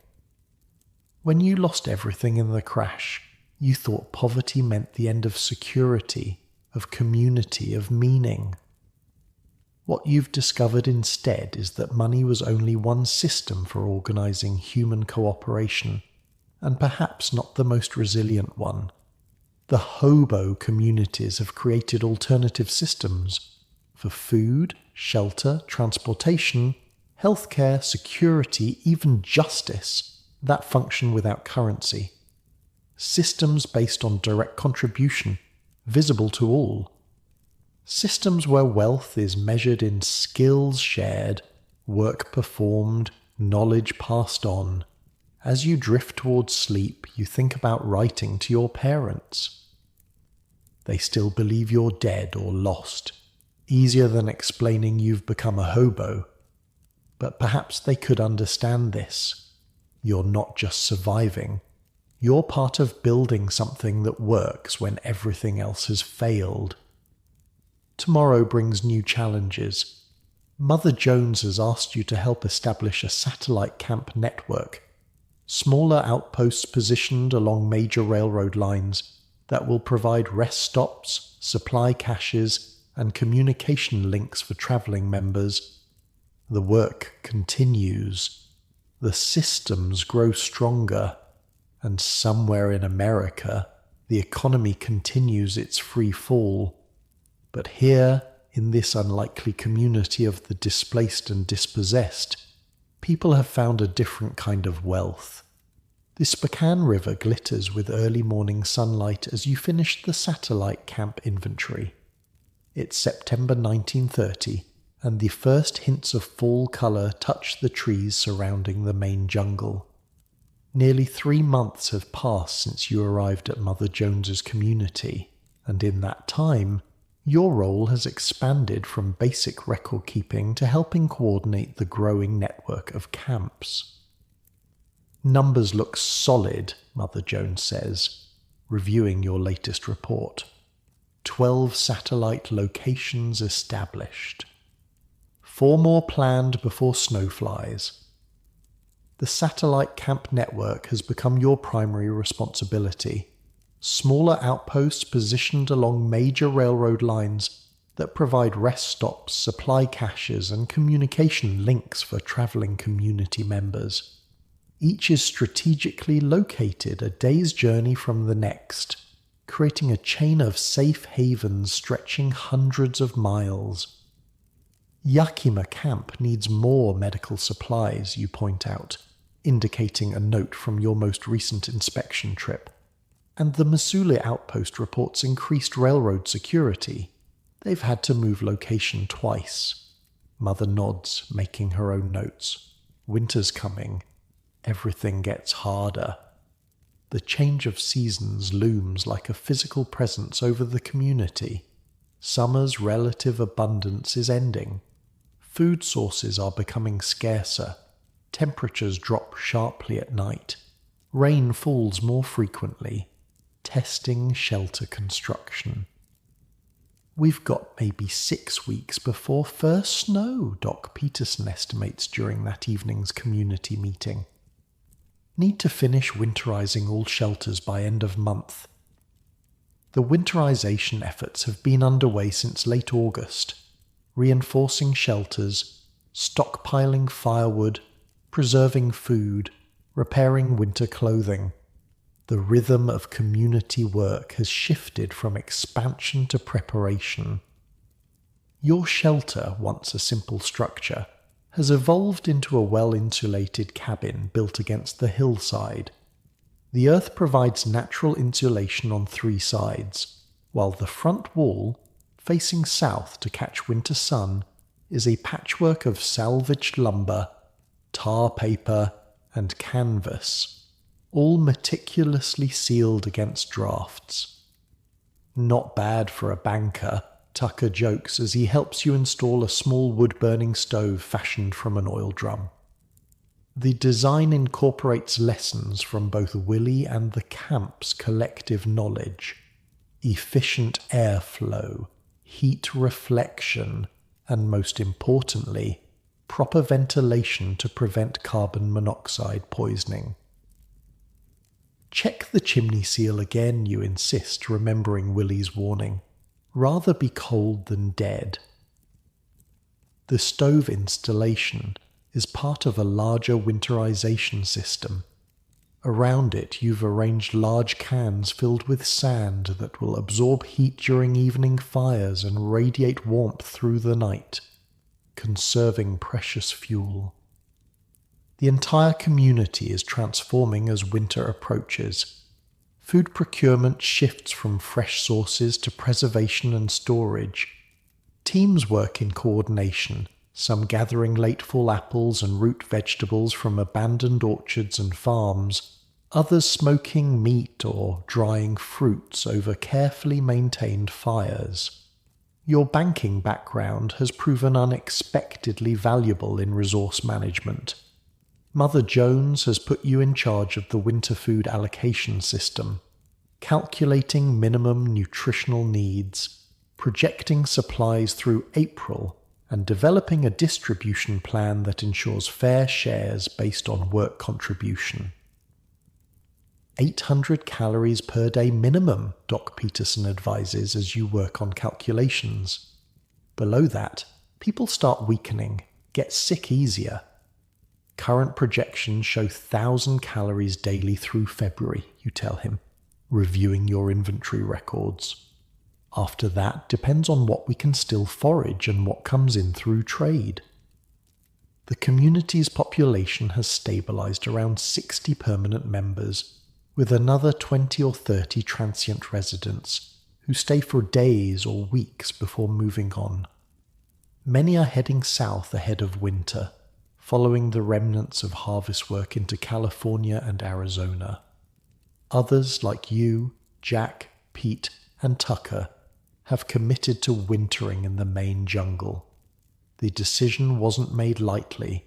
Winter survival requires resources, planning, and a community willing to share both. Ever wintered outdoors before? Pete asks one evening as your core group gathers around the fire. You shake your head. Closest was a camping trip in Maine when I was 16. Dad called it off after one cold night. It's not just the cold that kills you, Pete says matter-of-factly. It's the wet. Wet clothes, wet bedding, wet firewood. Stay dry, you live. Get wet and stay wet, you die. Jack nods agreement. Lost 3 good men in Montana winter of 27. Shelter collapsed in heavy snow while they slept. By morning, they were frozen solid. These aren't ghost stories meant to frighten. They're survival lessons delivered with deadly seriousness. Winter isn't just uncomfortable, it's lethal to the unprepared. The transportation network changes with the seasons as well. Railroad. Pete leads workshops on winter travel techniques, how to ride safely when ice coats ladder rungs, how to avoid freezing in open cars, which routes remain passable when snow blocks mountain passes. Winter riding's different, he explains to a group of newer travellers. Summer, you worry about bulls and falls. Winter, you worry about freezing to death between stops. He demonstrates how to wrap feet in newspaper and rags, then cover them with canvas to create makeshift boots that provide insulation and water resistance. He shows how to create windbreaks in open cars using tarpaulins or even cardboard. Most importantly, he emphasizes when not to travel. Blizzard conditions, stay put. Below 0 at night, stay put. Heavy snowfall expected, stay put. Pride gets you killed in winter. Smart Hobo knows when to hole up and wait. As community coordinator for the satellite camps, you travel regularly, inspecting facilities, delivering supplies, and maintaining the information network. Your most recent journey took you to the Coeur d'Alene outpost, where 5 community members maintain a way station for travellers between Spokane and Missoula. Getting more traffic from the east, reports Sadie, the outpost's leader, a former schoolteacher from Minneapolis who now manages the camp with military precision. Folk fleeing Chicago, Detroit. Cities are death traps this winter. No jobs, no relief. Buildings without heat. You update your notebook with her information. How are your supplies holding? Tight but adequate. Need more medical. Iodine, bandages, got plenty of firewood, water sources secure. The conversation is practical, focused on survival metrics. Throughout the Hobo network, information is traded with the same seriousness as food or medicine. Railroad security's increased along the northern route, you tell her in return. Union Pacific added bulls at 3 yards between here and Missoula. Switching patterns changed too. Pete mapped the new schedules. You share Pete's carefully drawn schedule chart, which Sadie copies into the outpost's logbook. This information will be passed to every traveller heading east, potentially saving them from capture or worse. On your return to the main jungle, you're accompanied by a new arrival to the network, a former factory foreman from Detroit named Ellis, who lost his job when the automotive plants began massive layoffs. His manufacturing experience has already proven valuable in designing improved stoves for the satellite camps. Never thought I'd end up here, Ellis confesses as you walk the rails together. Had a house, car, savings account. Gone in 6 months. Banking collapse took mine in 6 hours, you reply. At least you had a longer runway. Ellis laughs, a harsh sound with little humour. That's one way to look at it. You're set up in Spokane. It's more organised than the factory I managed. How'd that happen with no money, no resources? You consider this as you walk. Systems, you finally answer. Everyone contributing what they know. Bankers resource management, engineers shelter design, doctors medical knowledge, factory foreman's production efficiency. Take away our money, we still have our skills. Back at the main jungle, you find increased activity, the community preparing for the first major storm of the season, forecast to arrive within 48 hours. Satellites all reported in, Mother Jones asks when you check in. All secure. Coeur d'Alene needs medical supplies. I've noted quantities. You hand over your report. They're seeing more Easterners coming west. Bad situations in the big cities, Mother nods grimly. Same reports from all directions. Cities becoming death traps. No jobs, relief running out, people freezing in unheated tenements. The contrast with your own community is stark. Despite having no conventional wealth, you've created systems that work. Food, shelter, medical care, security, even a primitive form of governance. The Hobo jungle, once just a temporary stopping place, has evolved into something approaching a functional society. That evening, Mother Jones calls an emergency meeting. The storm approaching is more severe than he initially forecast, potentially the first blizzard of the season. All community resources must be directed toward preparation. Extra firewood gathered and covered, she directs. Water barrels filled before streams freeze. All shelters inspected for weak points. Buddy system in place. Everyone checks on 2 neighbours, gets checked by 2 others. The community mobilizes with practiced efficiency. Work groups form spontaneously. Wood gathering teams, shelter inspection crews, food preparation units. There's no panic, just purposeful activity. You're assigned to coordinate the satellite camp communications, ensuring all outposts receive warning and preparation instructions. Tucker heads a shelter reinforcement team. Jack and Pete join a group setting up emergency shelters for any travellers caught in the open when the storm hits. By nightfall, the first snowflakes begin to fall. The wind rises, carrying a biting chill that cuts through inadequate clothing. Inside your shelter, the stove radiates welcome heat as you review your emergency protocols one final time. A knock at your door reveals Doc Peterson, making his rounds before the storm hits full force. "Just checking supplies," he explains, entering and stomping snow from his boots. "Everyone gets a basic medical kit tonight. Iodine, bandages, willow bark for pain and fever." He hands you a small packet wrapped in waxed paper. "Keep it dry, keep it accessible. If someone gets hurt during the storm, help might not reach them quickly." The storm arrives with full fury around midnight, wind howling through the trees, snow driving horizontally, temperatures plummeting. Inside your shelter, the stove struggles against the cold, forcing you to feed it more precious wood than planned.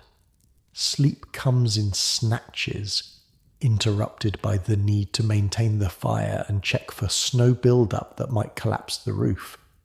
During one such check, you spot a faint light moving through the blizzard, a lantern carried by the night watch, checking for travellers or community members caught outside. Morning brings an eerie stillness. The storm has paused temporarily, though dark clouds promise more to come. You open your door to a transformed landscape. Snow 2 feet deep in places, drifts twice that height against structures. The temperature is well below freezing, your breath creating clouds in the still air. The buddy system proves its worth immediately. 3 shelters have suffered damage. A collapsed section of roof, a door torn free by wind, a chimney blocked by snow. In each case, the assigned buddies discovered the problem before it became life-threatening. One outbuilding used for tool storage hasn't fared as well.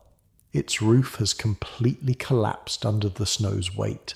A work crew is already salvaging what they can, prioritizing items essential for survival. Could have been worse, Mother Jones observes as she makes her inspection rounds. Everyone accounted for, no serious injuries. Damage can be repaired. The storm's brief lull allows for essential work. Paths cleared between shelters, roofs reinforced against the coming snowfall, additional firewood gathered and distributed. By midday, when the blizzard resumes, the community is better prepared. The following 3 days establish a pattern. Intense storm periods followed by brief clearings that allow for essential movement and work. The community adapts quickly, developing new systems for these conditions.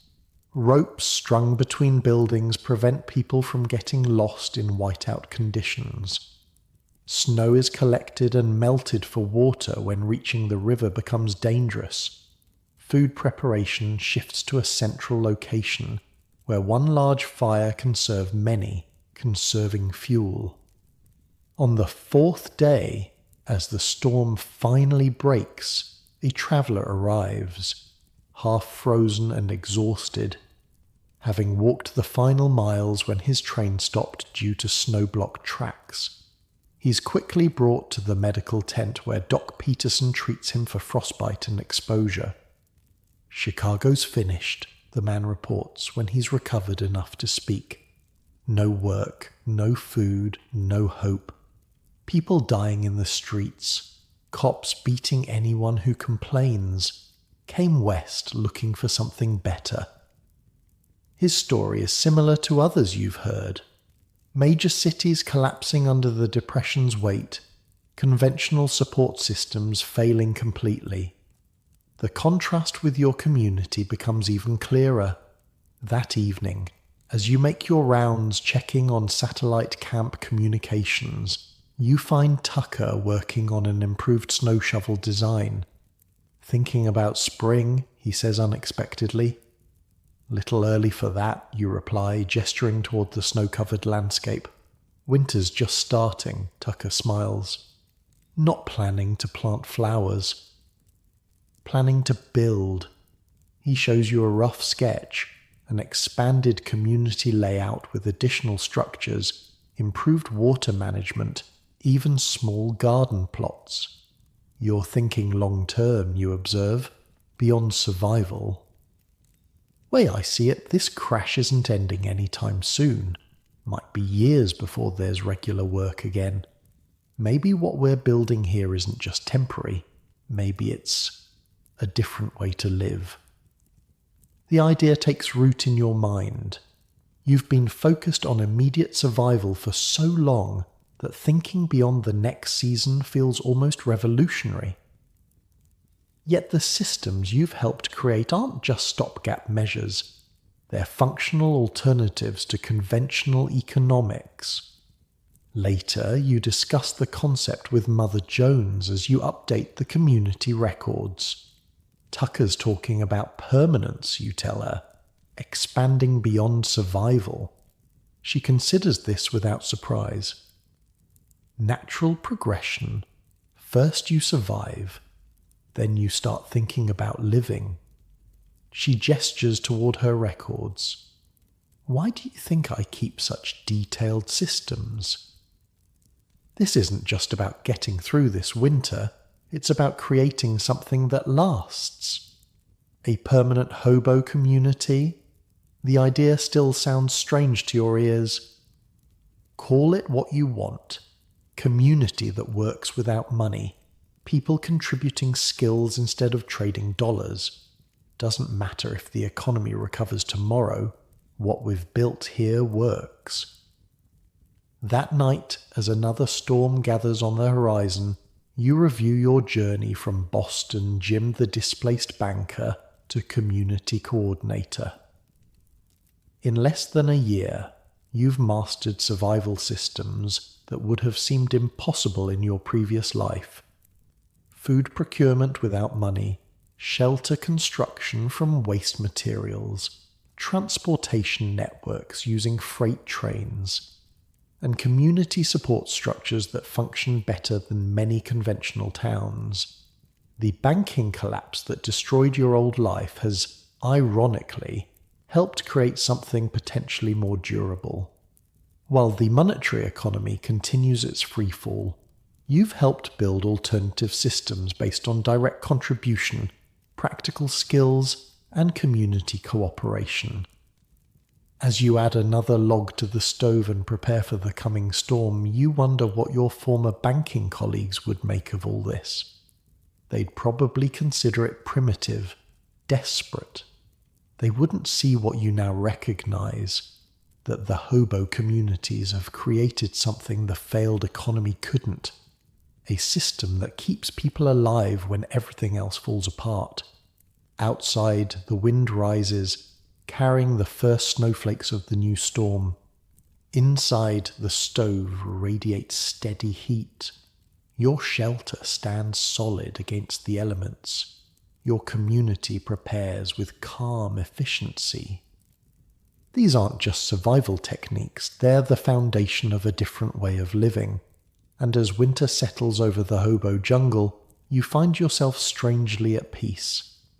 The journey from bank teller to hobo hasn't been easy, but it's led to an unexpected destination. Not just survival, but a kind of freedom you never knew existed. The coldest January in 40 years. That's what the old-timers are saying as the hobo jungle struggles through the heart of winter. It's 1931, and your transformation from James Sullivan, bank teller, to Boston Jim, community coordinator, is complete. The calendar says you've been on the road for 15 months, but it feels like several lifetimes. Morning arrives with brutal clarity, 20 degrees below zero, according to the thermometer Doc Peterson salvaged from an abandoned ranger station. Inside your shelter, the stove has burned down to embers overnight despite your efforts to keep it fed. Your breath hangs visible in the air. The water bucket by the door has a skin of ice. Another day in paradise, you mutter, forcing yourself out of the relative warmth of your blankets to restart the fire. The mid-January cold snap has stretched the community's resources to breaking point. 3 consecutive weeks of below zero temperatures have consumed firewood at twice the projected rate.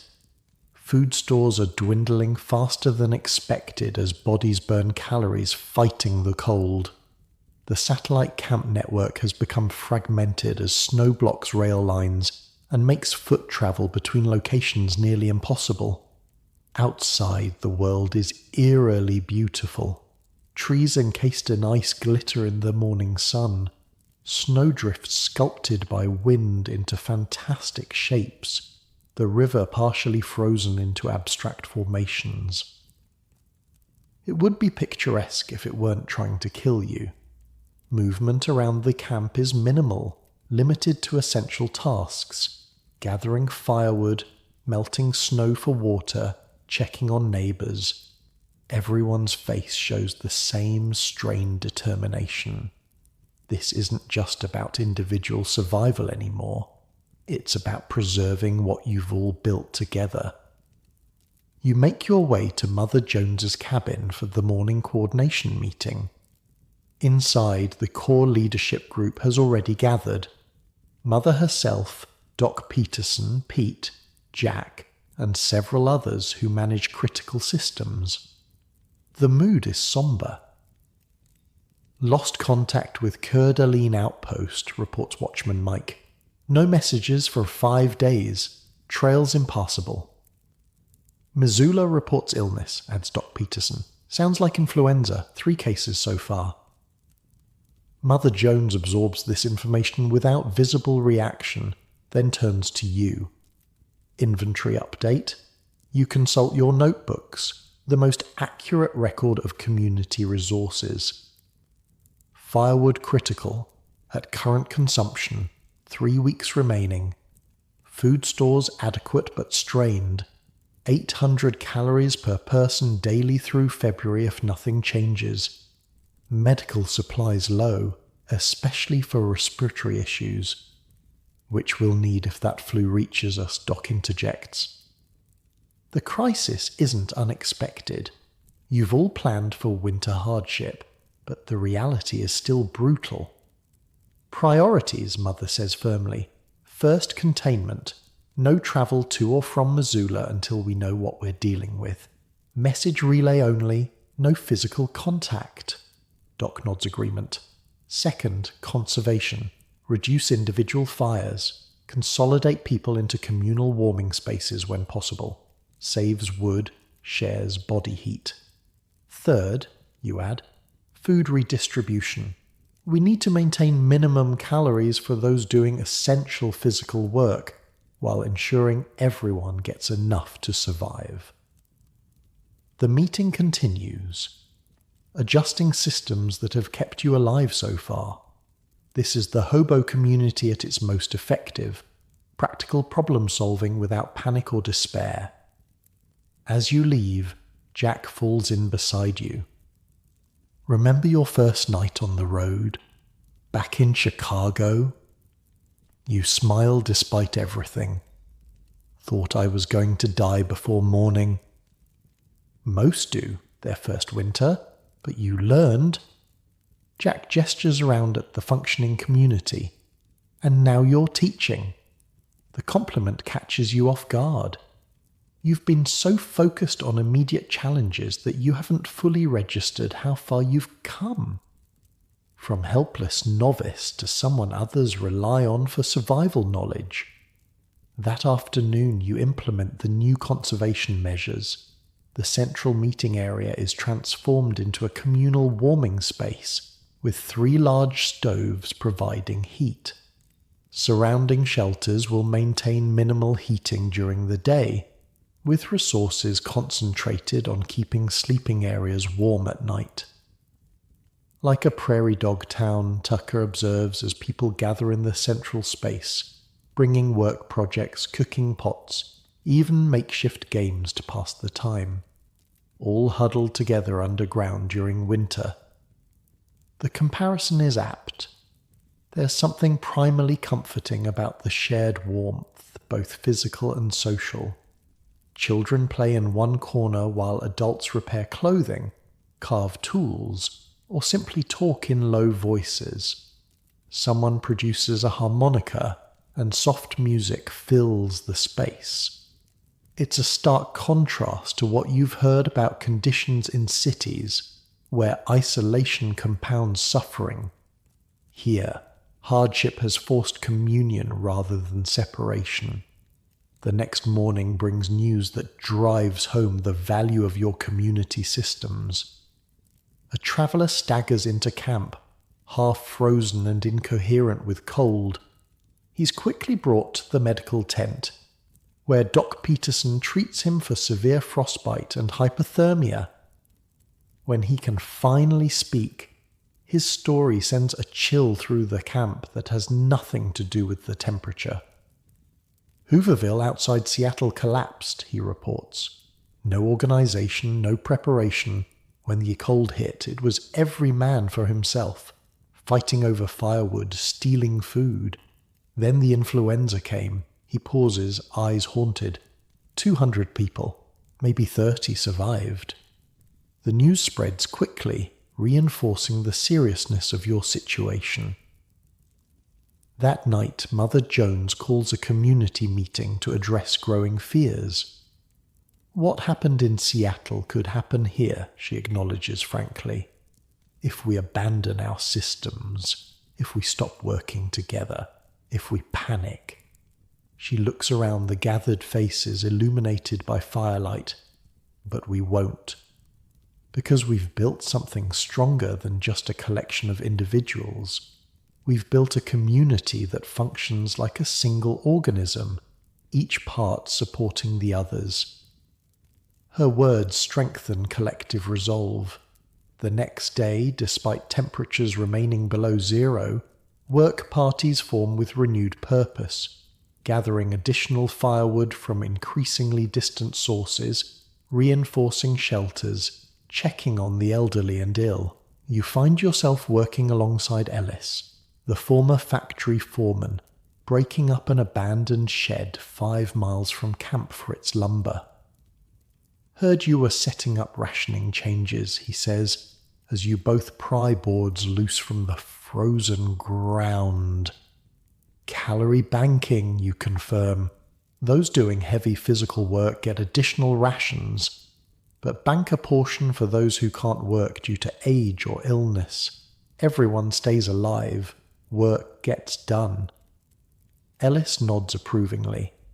"Production efficiency with human values. Better than any factory I ran." By early February, new challenges emerge. The influenza reported in Missoula reaches your main camp despite precautions. The first cases appear at the eastern section of the jungle, primarily among newer arrivals with less robust shelters. Doc Peterson immediately implements quarantine measures, creating a separate treatment area and assigning specific caregivers who don't circulate with the general population. His knowledge of basic infection control, likely learned during the 1918 pandemic, proves invaluable. Basic principles, he explains during an emergency meeting: isolation of sick, hand washing between patients, masks for caregivers, limited contact. Resources are diverted to medical needs, the best shelters assigned to the ill, extra firewood allocated to maintain healing temperatures, food shares adjusted to provide more calories to the sick and their caregivers. You find yourself working triple shifts, maintaining resource records, coordinating between healthy and quarantine areas, and still participating in essential gathering work. Sleep becomes a luxury measured in hours rather than nights. "You're pushing too hard," Jack warns one evening, finding you still working by candlelight long after most have gone to sleep. Exhaustion makes you vulnerable. Body can't fight illness without rest. You know he's right, but there's so much to manage. The influenza has now affected nearly a quarter of the camp. Food reserves are declining faster than projected. Communication with 3 satellite camps has been lost entirely. "System's only as good as the people running it," Jack reminds you, "and people need sleep." That night, you finally allow yourself 8 full hours of rest. You wake feeling more clear-headed, recognizing the wisdom in Jack's warning. Survival requires sustainable effort, not heroic burnout. Mid-February brings the first hint of improvement. Daytime temperatures occasionally rising above 0, the sun noticeably stronger when it appears. The influenza reaches its peak and begins to recede, though not without cost. 7 community members have died despite all efforts, mostly elderly or those already weakened by months of hardship. Each death is marked by a simple ceremony. Bodies are buried in ground laboriously excavated from the frozen earth. Possessions are redistributed according to community guidelines. Names are recorded in Mother Jones's logbook, a memorial and a reminder. "Lost fewer than most places," Doc Peterson observes after the last burial. "Seattle-Hooverville lost nearly 80%. We lost less than 15% of those who got sick, and only about 5% of total population." The numbers are cold comfort to those who knew the deceased, but they validate the community's approaches. Your systems have kept the majority alive through conditions that decimated less organized groups. By late February, contact is re-established with most satellite camps. The news is mixed. Significant hardship everywhere, some locations abandoned entirely, but overall survival rates much higher than in conventional Hoovervilles or urban slums. "Railroad bulls found the Yakima outpost," reports a messenger who managed the difficult journey. "Destroyed everything. But our people had warning from the communication network. Relocated according to emergency protocols. No casualties. March arrives with alternating thaws and freezes. The worst of winter has passed, though danger remains. Food stores are critically low, with many days reduced to minimum rations. But signs of coming spring bring renewed energy to the community. Planning begins for what was once unimaginable, a second year of permanent settlement. Need to start seedbeds soon, advises an elderly woman who joined the community after losing her farm to bank foreclosure. Can grow vegetables on that south slope. Good sun there.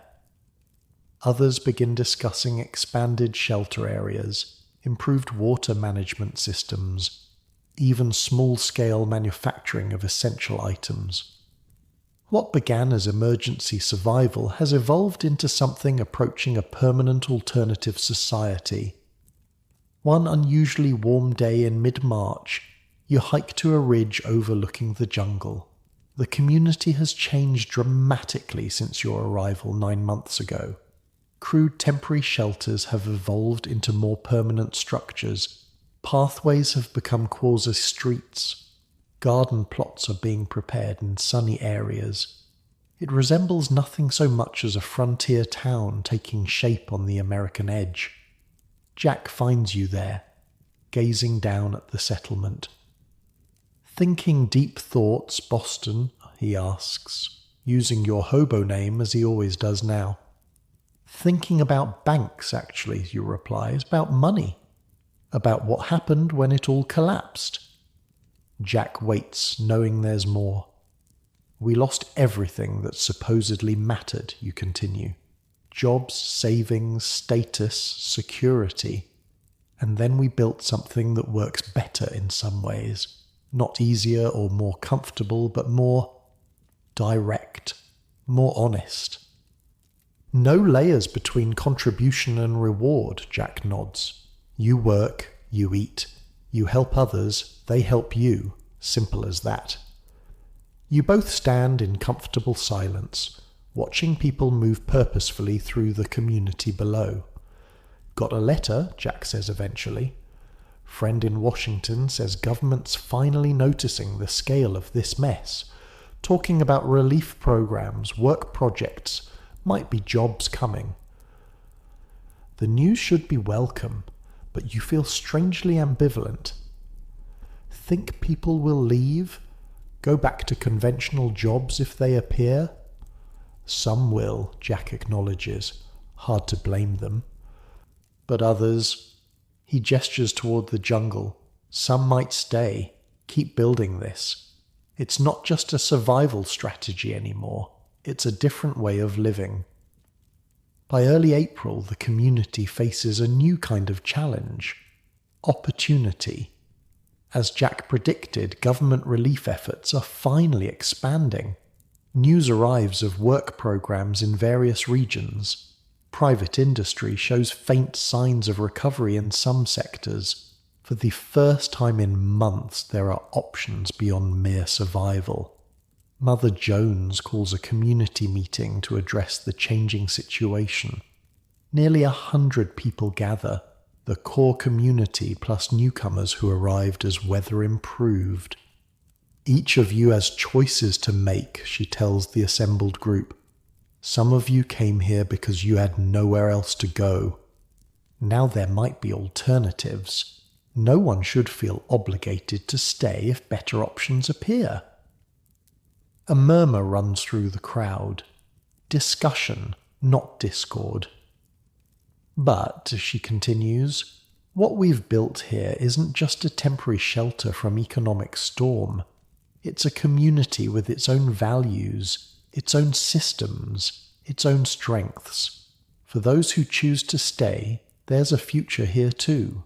The following days bring numerous conversations about what that future might look like. Some envision a permanent settlement evolving into a self-sufficient town. Others suggest a hybrid model, community systems combined with conventional work when available.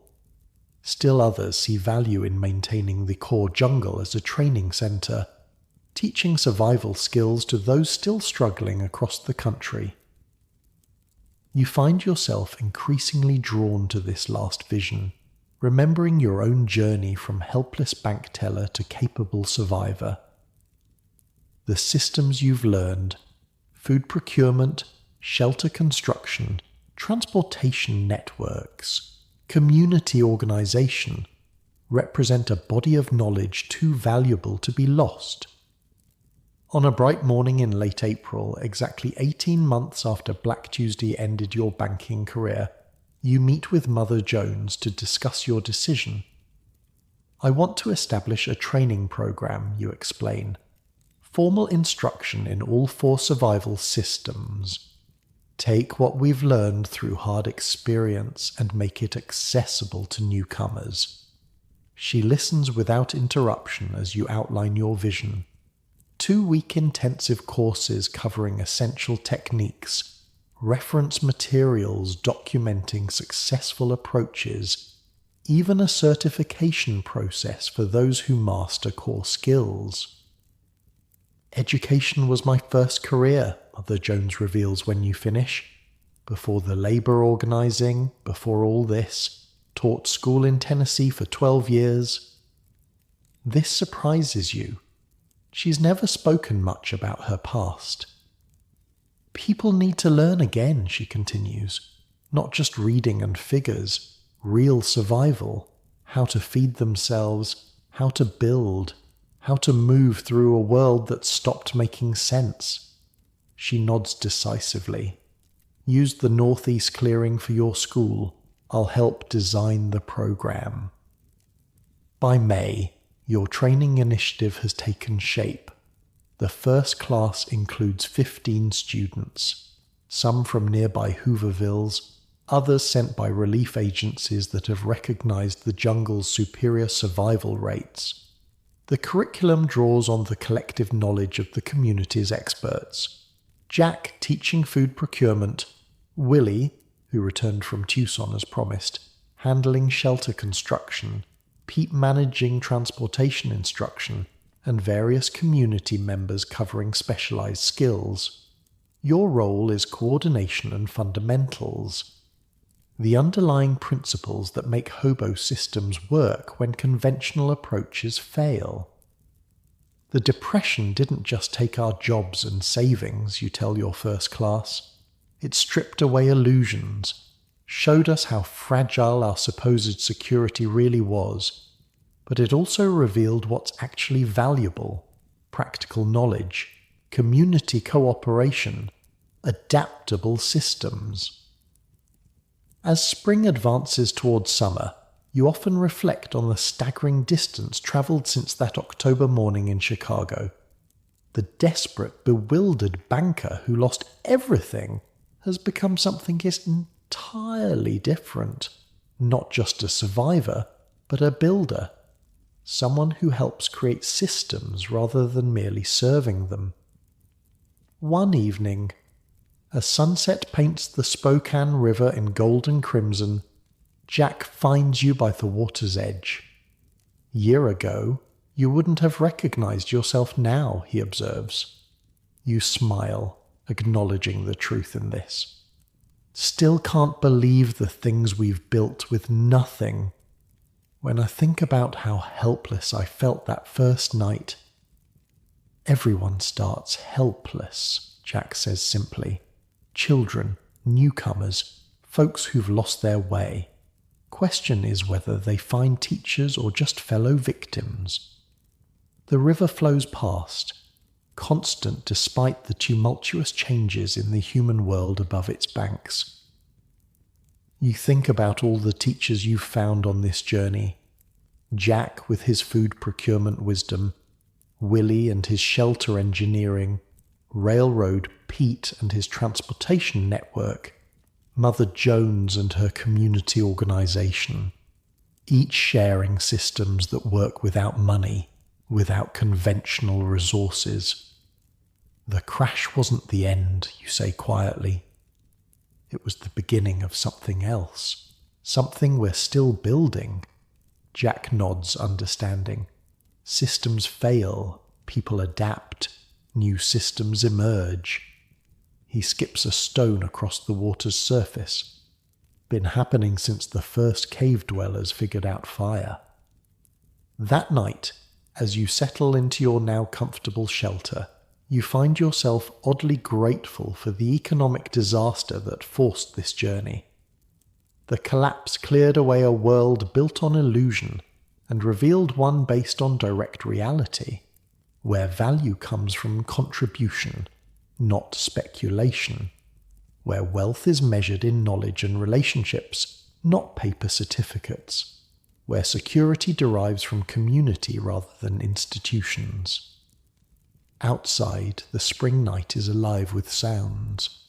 Frogs calling from the river, wind in new leaves, distant conversations from the main camp. Inside, your shelter stands solid against any weather that might come. Your body, once soft from office work, has been transformed by physical labour into something stronger, more resilient. The Hobo systems have done more than keep you alive through America's worst economic disaster.